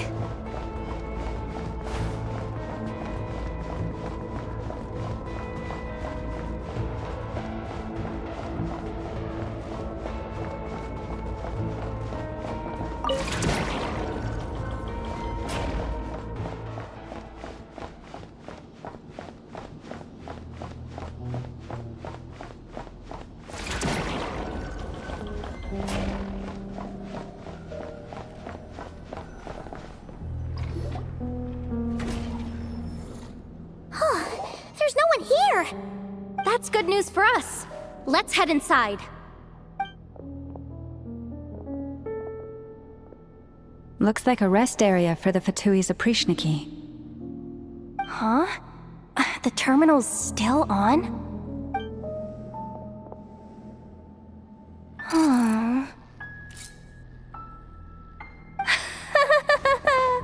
Looks like that good news is now half good news, half bad news. What do you mean? Well, it seems like that alarm I just triggered was so high level that even the guards in the rest area went to investigate. That's the good news, by the way. And what's the bad news? The bad news is that once they realize it was a false alarm, they're bound to circle back and check this floor. And then we're toast. So we've got to move fast here. If you need me to run a quick search, say the word. Analysis of Kuvaki extracted from the moon marrow suggests that its energy core bears some close relation to the power of the former Three Moon Sisters. It is suspected that there is a link between the Frost Moon Scion's hidden relic and the shattered remnants of the Eternal Moon. Come on, none of this is important right now. Just tell us where you hid the darn thing. Access denied. You do not have permission to view this data? Even with a high-level access card? Who does have permission then? Good idea. Pulling it right away. Wow. What's with that huge hollow structure down below? That might just be it. Secluded, out of the way. Exactly the sort of place they might be keeping the relic. 264 pages! What is this? A novel? Can we just skip to the end? I'm flipping through it as we speak. Kuvaki, a weapon. Seems like the Fatui and Snezhnaya are trying to harness the power of the Light Realm to build some kind of weapon. The target of which is... Seriously? Insufficient clearance? Again? Looks like that's about all our current clearance gives us access to. Based on what we know so far, it seems like the rest must be hidden inside that massive hollow beneath us. I could sense something beneath the water down there. Something unsettling. If they've gotten their hands on the moon marrow, odds are it's hidden down there too. And here I thought we were almost done. But nope, we're going deeper and deeper into the danger zone. Chin up, Yehoda. Once this job's done, you're buying yourself the biggest nod-crying hot dog in town. Deal's a deal.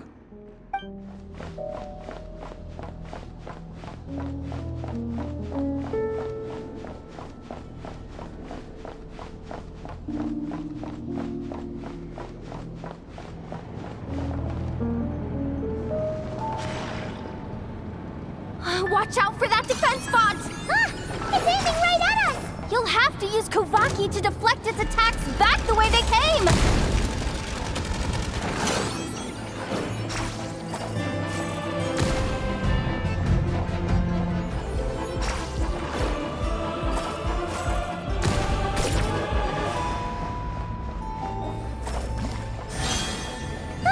Its attacks are getting back! Almost there! We're almost there!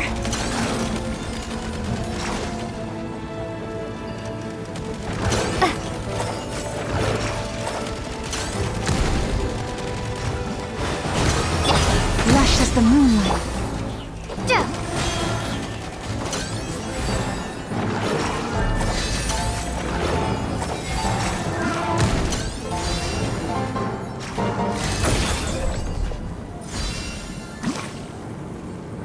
It's finally down.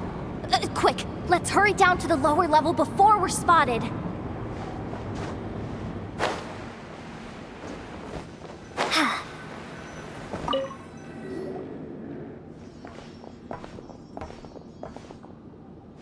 That switch looks suspiciously obvious.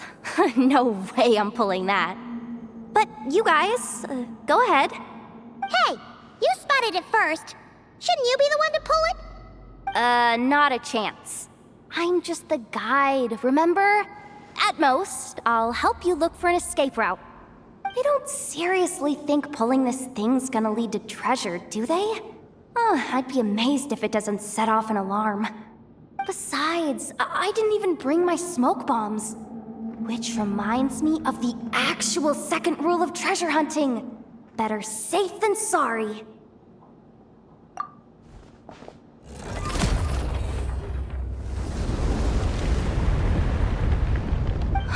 The ground, it's shaking.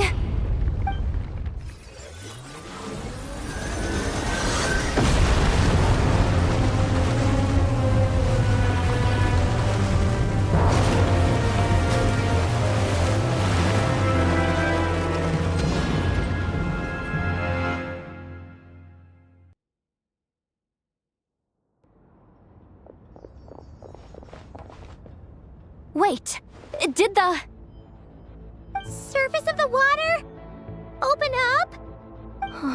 This is bad. This is really bad. I'm getting put on the Fatui's blacklist for sure. Don't worry, Yehoda. You've helped us so much. If they try anything, we'll protect you.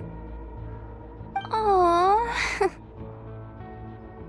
Come on, I was just kidding. I'm tough, okay? Just haven't had the chance to show off my fighting skills yet. Me, afraid of the Fatui? Ugh, not a chance. I suspect the relic is hidden down below. Yehoda, your commission ends here. I am truly grateful for everything you've done for us. You don't need to put yourself in any further danger. I'm coming with you. This has nothing to do with the commission or the danger or whatever. This has already gotten way out of hand, so I'm coming too. End of story. Ah, she's blushing. Hey, zip it. Why'd you keep staring? Oh, you looking for a knuckle sandwich or what? Oh, come on, move it already.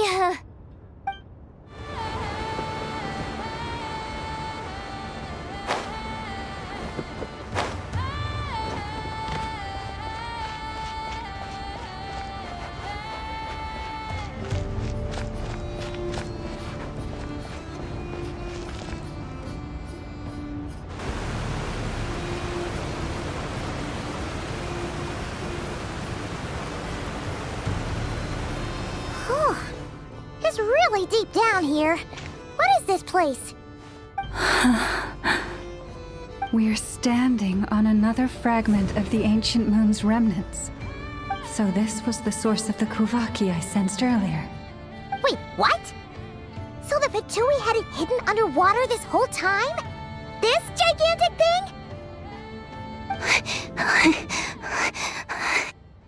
Yehoda, you've been kind of quiet since we got down here. What? Me? Have I? It's nothing. Really. We're doomed. How are we even supposed to get back up from here? Oh, my grappling hook's not nearly long enough. And if someone spots us here after all that commotion, we'll be sitting ducks.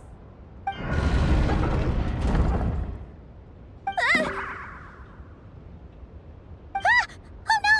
That door's opening! Please don't say it's the Fatui! No, please, no! We finally made it here, and we're so close to getting the job done! I didn't risk my neck just to die before I've even had a chance to spend my reward!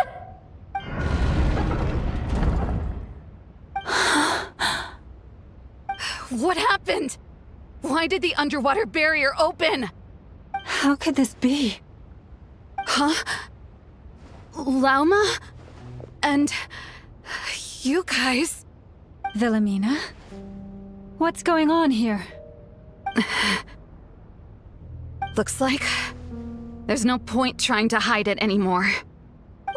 What are you talking about? I thought you might come, but I didn't expect to see you here so soon. Forget it. The Moon Marrow isn't here. You joined the Fatui? Yes. When? The day I could no longer bear to live a lie. At first, the Fatui wouldn't accept me. But then, one of their harbingers noticed me and said she'd give me a chance.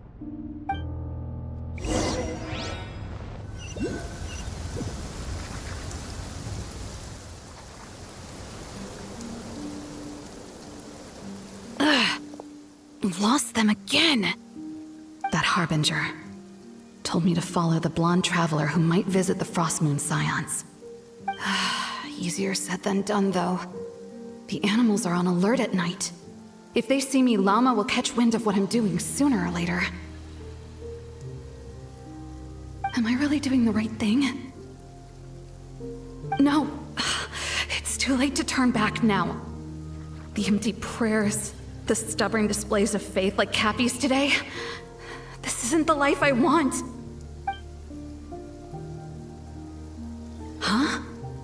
Is that... Ah, the Traveler's back. I won't let her slip away this time. Wait, who's that with her? They look so alike. They seem to be heading towards the statue of Kotar.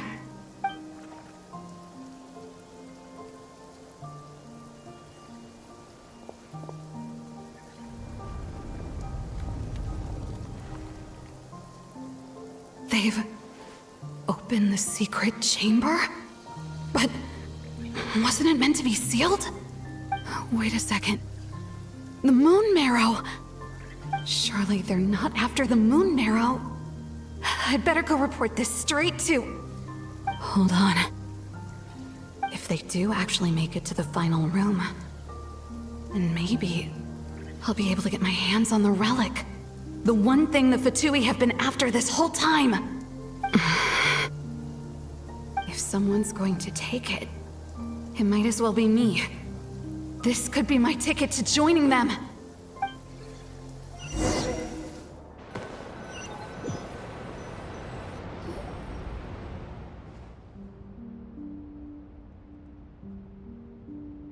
Yes. And in your final moment of hesitation, I took the chance. And then you gave it to the Fatui? But when we talked to you before, you seemed so genuinely worried about Lauma. Because I thought she was as fed up with the Frost Moon Scions as I was. We grew up together, Llama. I know you were chosen to be the next Moon Chanter when you were just a child. They never gave you a choice in that. I saw the look in your eyes when you were treating that child. That sense of helplessness. Surely you too must see that this blind, inherited faith of ours is simply holding us back. If our prayers are never answered, then why keep praying? Do they really deserve all of your devotion? Or are you trapped by the responsibilities they imposed on you? So those are your reasons for wanting to leave the Frost Moon Scions? Isn't that reason enough? When we pray to the moon, we do so to show our gratitude for the life it granted us long ago. It reminds us to strive for something higher within ourselves. But I know that's not what you want to hear. You're right, Philomena. I have indeed kept secrets from you.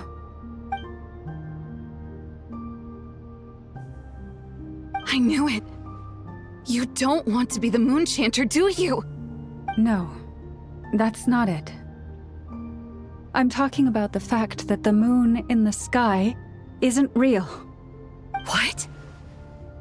You're saying... Huh? I've completely lost the thread now. Oh, do we really have to do this here? What if a Harbinger shows up? Oh, I'm not cut out for fighting big bosses! The pain you sensed in me was the pain of hiding this truth. If what you're saying is true, then you already knew that the Frost Moon Scions wouldn't believe any of this. Why didn't you just leave like I did? You don't understand, do you? That's the difference between us, Philomena. I care about the Frost Moon Scions. They're family to me. It hurts because I care. And that's why I chose to hide the truth. But now I understand that was a mistake. My family deserves to know the truth. I shouldn't have tried to hold it all together with empty prayers. Are you trying to say that I only ever cared about myself? There's nothing wrong with that in itself. No one would have tried to stop you from leaving. But you did not have to stab us in the back like this. We've been spotted! I knew it. I just knew it. Oh, What now? If a Harbinger shows up, I'm out of here. No darned relic is worth dying over. Looks like I misjudged you, Llama. I didn't think you had it in you to stand up to your fate. Turns out, you are a great moon chanter after all. But you were right about one thing. I haven't considered Hisi Island my home for a long time now. Bosses, time to go. I will change the Frost Moon Scions, Wilhelmina, as soon as the new moon rises. Then I guess I won't be around to see it. Say, Lauma, what happens to those who betray the Frost Moon Scions? May their antlers be shorn with silver blades, and let them be cast into the long night of unknowing.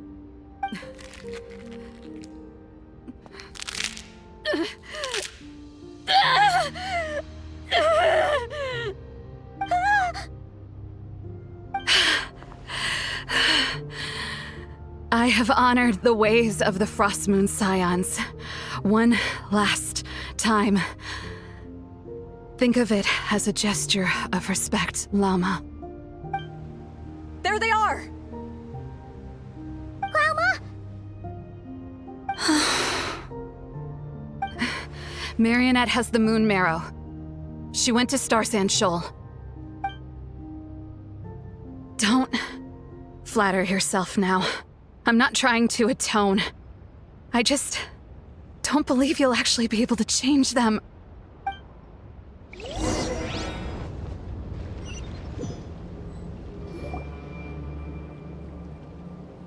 An alarm coming from the Experimental Design Bureau. Interesting. Hey, wrap things up and get yourselves ready. Looks like we might be having some guests. Yes, milady. Perfect timing. This job's been boring me to death. Time to test some hypotheses.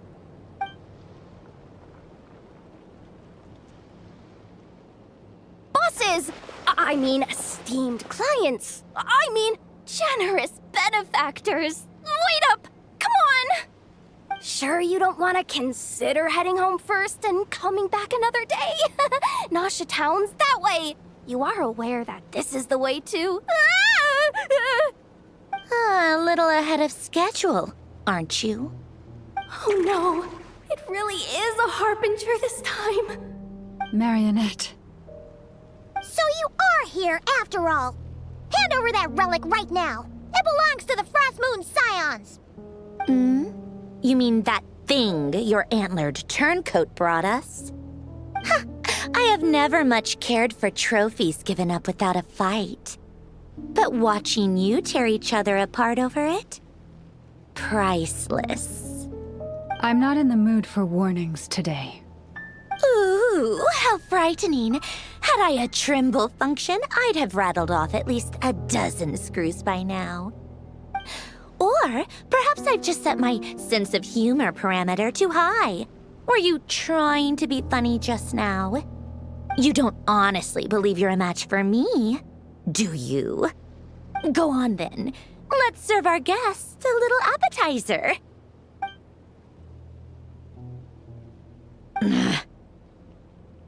Hey, didn't you hear me? I said let's serve our guests a little... What's going on? Oh no. Watch out! It's the Wild Hunt!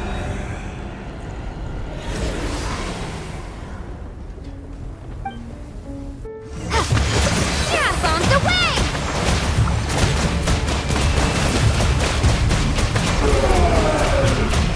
Water jet!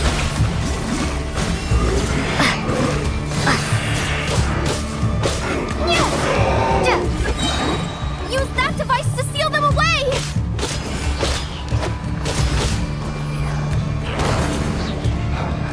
Go!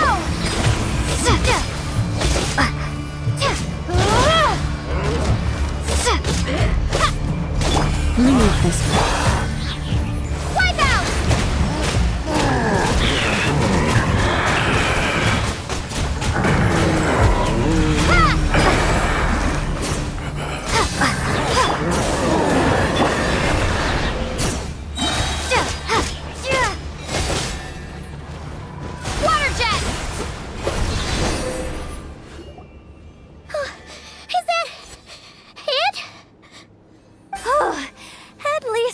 Lightkeeper's handbook says. Careful! It's not over yet!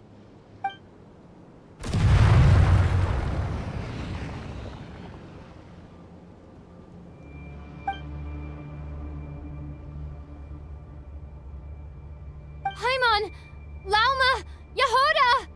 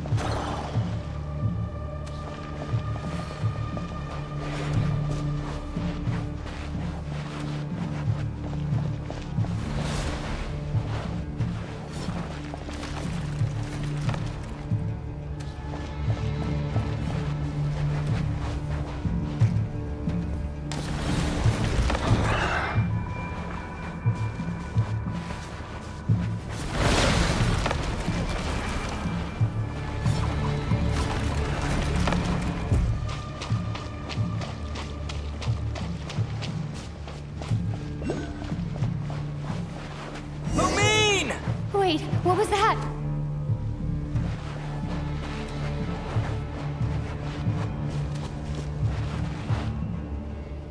Lumine, over here! Ether! Quick, grab my hand!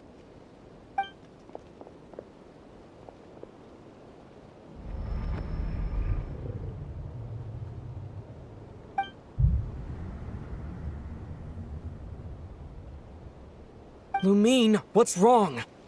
Why are you here at all, Ether? What do you mean? If I may be so bold, what does family mean to you? Why were you after the Moon Marrow that night, Ether? Among those who entered the final chamber, there was either someone with impure intent, or else an abyssal presence. We can talk about that later. Tell me why, Ether. You know, this is only the second time we fought together since the day we both woke up in Teyvat. No. Lumine. But when I found you, you were still in hibernation. Even the key to the chamber was still secure on your person. We didn't wake up together. What are you talking about? We don't have time for this, Lumine! Look at me, Lumine!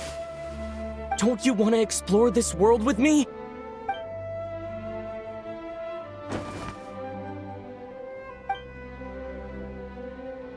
You think I'd lie to my little sis?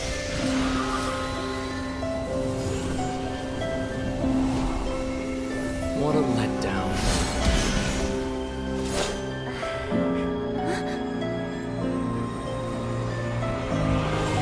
Go get it from me, Lumine.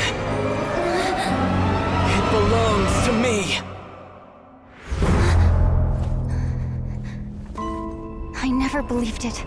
I didn't want to believe it. That strange feeling that something was off. I wanted it to be real so badly. Even if it only lasted a moment. But you're not my brother.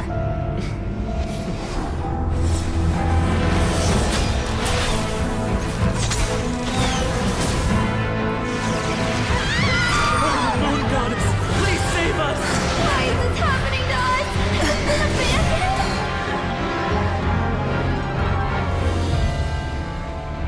The cold night should be our blessing, yet only confusion and sorrow remain. The truth may yet lie beyond the sky, but must we become lost because of it? Standing before you, As a scion of Hyperborea and the Frost Moon's emissary, I say this.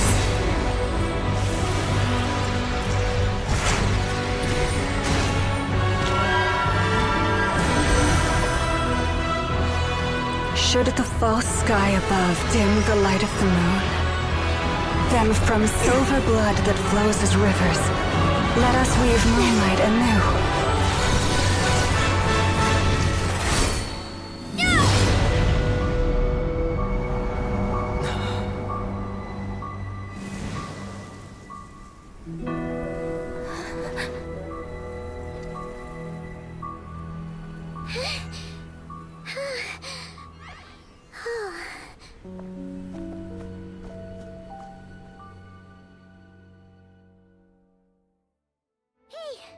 Is everyone okay? I think I saw my life flash before my eyes there. Oh, good thing Laumado was there to save the day. Are you all right, Traveler?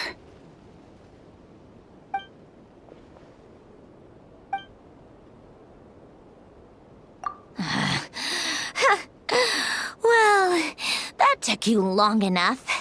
Seriously, how many of you are there? Pathetic. Oh no. Oh, I spoke too soon. Totally forgot we still have a Harbinger to deal with.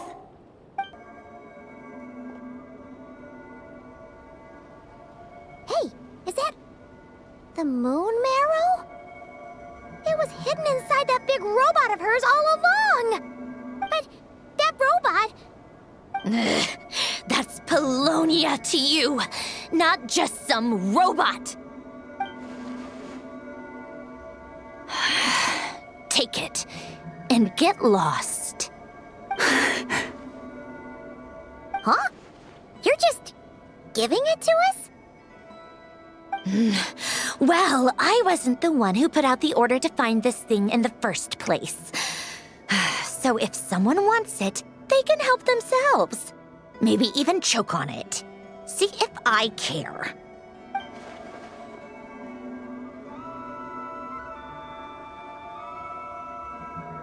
So, are you waiting for me to change my mind or what? I'd be more than happy to pick up where we just left off. But I should warn you, I'm in a bad mood right now. Let's go. Fine by me. Totally, completely, absolutely on board with that.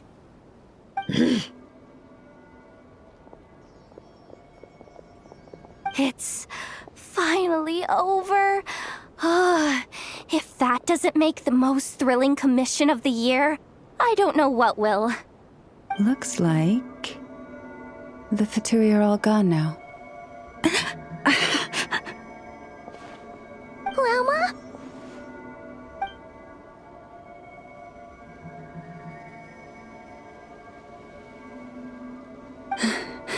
I'm all right. It's just been so long since I truly felt the power of the moon. I thought I sensed the wild hunt nearby. Don't tell me you've already taken care of it. Hey, it's Flint's! Hey, he's that Ratnik. Unless I am mistaken, you are the Moonchanter of the Frost Moon Scions, are you not? May I ask, what is that in your hand? Please, don't get me wrong. I've been tracking the wild hunt lately, and I've come to suspect that its actions aren't as aimless as they might seem. When I saw what you were holding, I could not help but start connecting the dots.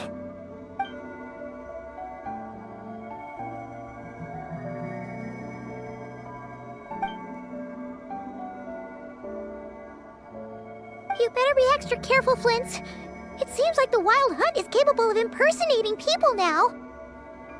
Oh, is that so? Funny that. I just showed up completely out of the blue, yet you seem to have no problems trusting me. I apologize. I shouldn't be making jokes like that right now. Anyway, I understand. Thank you for the tip-off. It seems that the wild hunt has somehow changed in nature. I'll have to report this to HQ right away. For now, let us part ways here.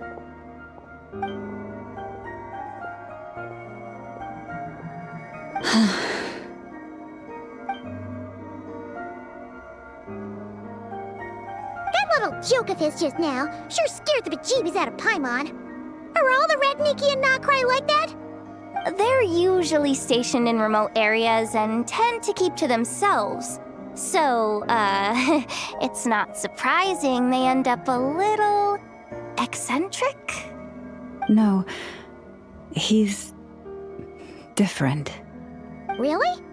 How so? The animals. They've told me they're afraid to even go near him. Oh, you're back.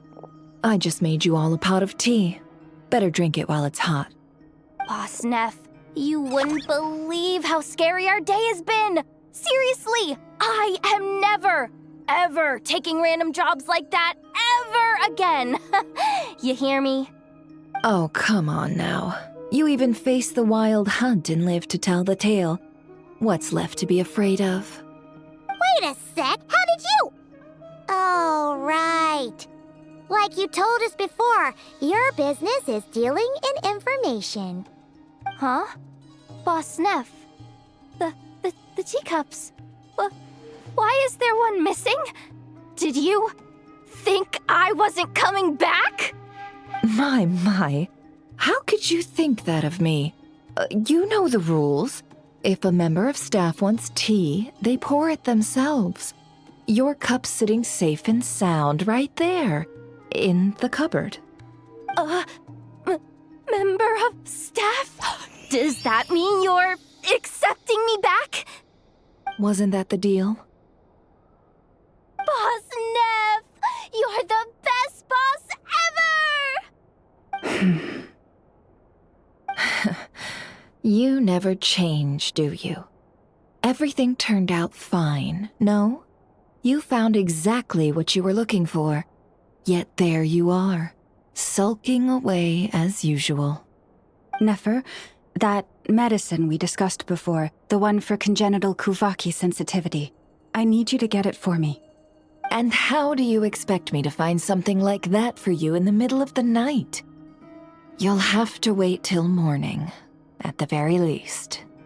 I need it right now. All right. I'll see what I can do. But you know urgent means extra charge, right? Thank you. You know what? You do seem a little different. In a good way? Or a bad way?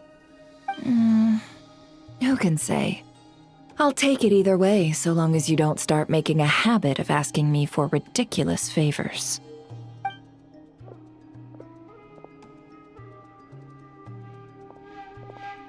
Traveler, Paimon, a lot has happened these past few days.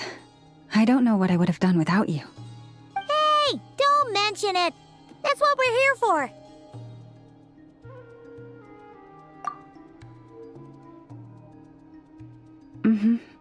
You're right. And tonight, I'm planning on telling them everything. Tonight? Isn't it a bit late already? The moon shines brightly this night.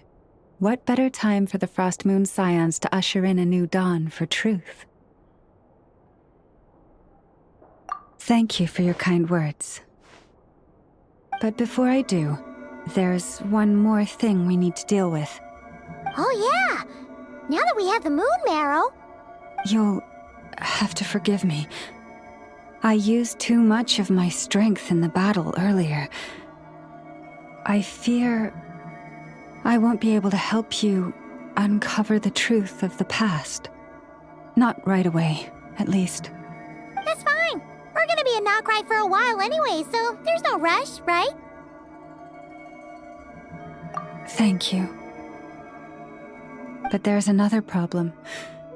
How to keep the moon marrow safe now? Huh?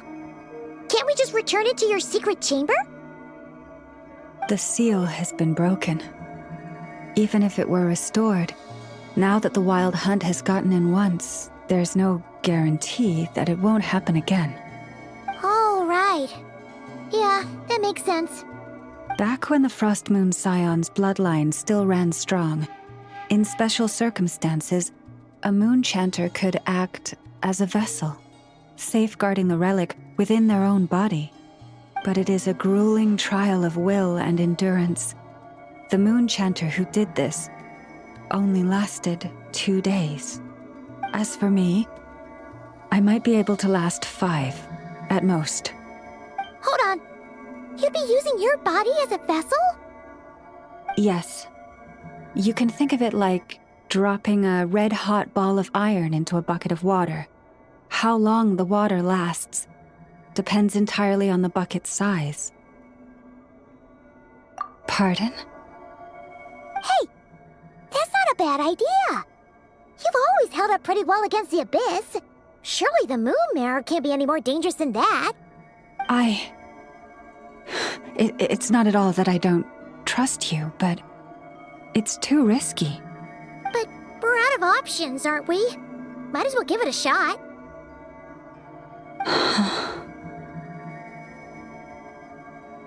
All right. Well, I'll be right by your side. If anything feels off, please tell me immediately.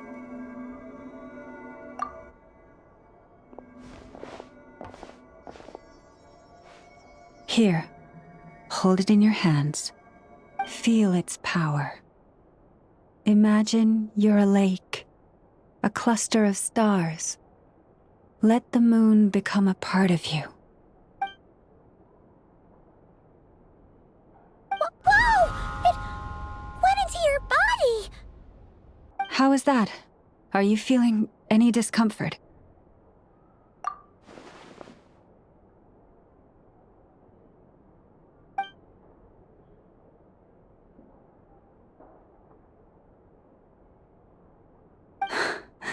Astonishing. Not even the slightest hint of lingering fluctuations. It's as if all that power just sank to the bottom of the ocean. Well, looks like we won't have to worry about the wild hunt catching its scent now. Phew! Paimon knew you have special abilities, but still, you never fail to amaze. Hmm? Did I miss something just now? Yes, and it was nothing short of a miracle. Not something I'd be interested in then. Anyway, here's the medicine you asked for. This is all I've got for today. I'll have someone send the rest over when we have it. Thank you, Nefer. I really appreciate everything you've done for me. Please stop being so nauseatingly friendly. It's creeping me out. So, what exactly did you all go through during that wild hunt attack? I'd prefer to hear it straight from you.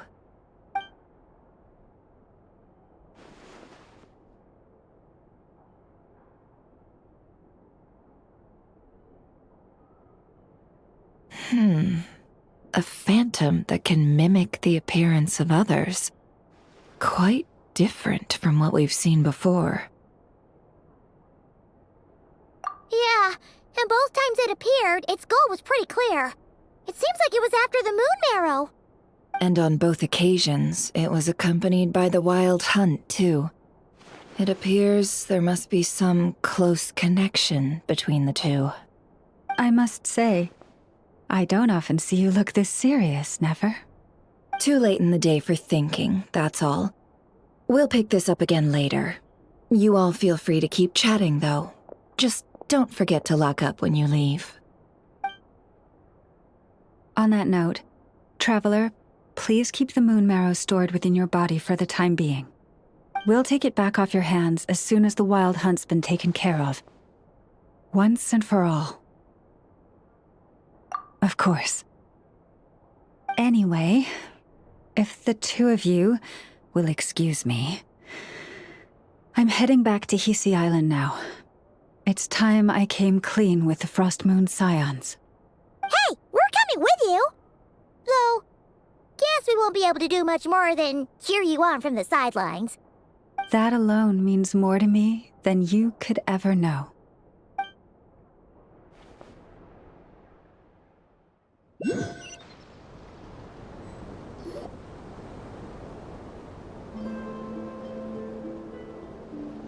What's going on? I'm not sure. It seems like the Moon Chanter has something important to tell us. I heard the relic's already been retrieved. That's our Lady Lauma, all right.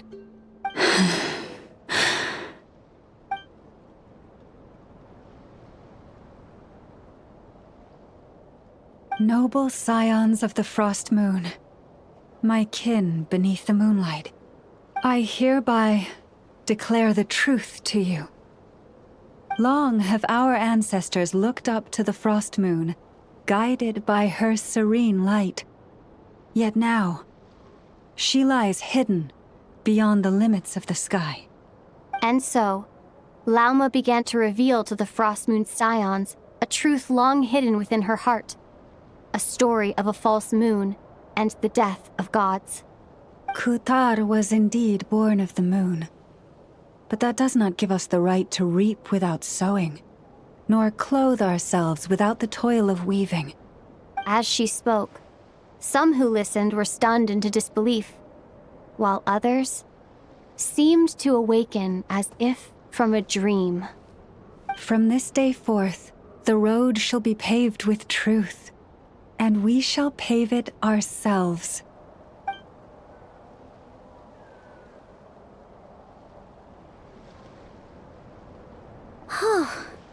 After everything Lauma said last night, Paimon wonders how everyone's adjusting. Still, judging by their reactions at the time, it didn't seem as intense as Paimon might have imagined. Says a lot about how much trust she commands, huh? Hey look! It's Lauma! Welcome, both of you. The animals were most lively this morning. They told me of your coming. Nothing too dramatic happened, did it? No one took it so hard that they went on a binge-eating rampage and ended up cleaning up the whole pantry? Or something? Hey! Paimon's just trying to lighten the mood. Thank you for your concern. Change doesn't happen overnight, and new ideas need time to take root. But nothing as extreme as that has happened, no. Although... Although what? Well, just as I thought might happen, some have chosen to leave the Frost Moon Scions for good. For them, losing their faith was like losing their home. Confusion, frustration, helplessness. I saw it all, reflected in their eyes. Oh. I respect their choice. May they carry the Frost Moon Scions' blessings far and wide, should they be willing to do so. If we meet again someday, perhaps we will be able to sit together and share stories once more. Others sought me out afterward, though, and thanked me profusely for sharing the truth with our people. They said they used to see me as distant, even somewhat unapproachable, whereas now I seemed much closer to them.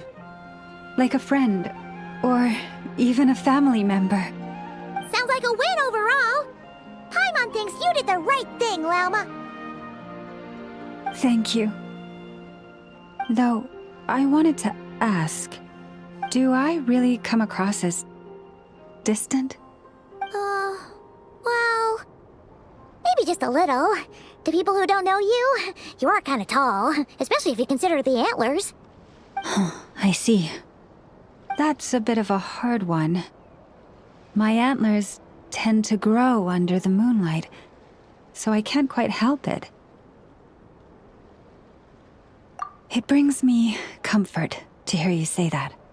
By the way, how has your body been adjusting to the moon marrow? I'm glad to hear it.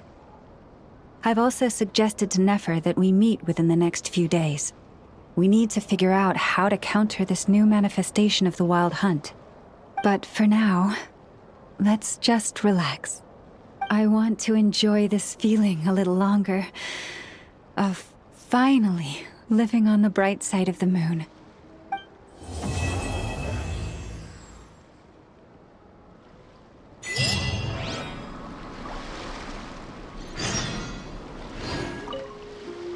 Though the truth has been revealed, our deep connection with the moon remains unchanged. In fact, its power runs in our very veins. What has changed is our understanding of where the true moon lies, and that we must walk our own path in life without relying on a power outside of ourselves. Which is why we now say, come night or day, may the moonlight connect us.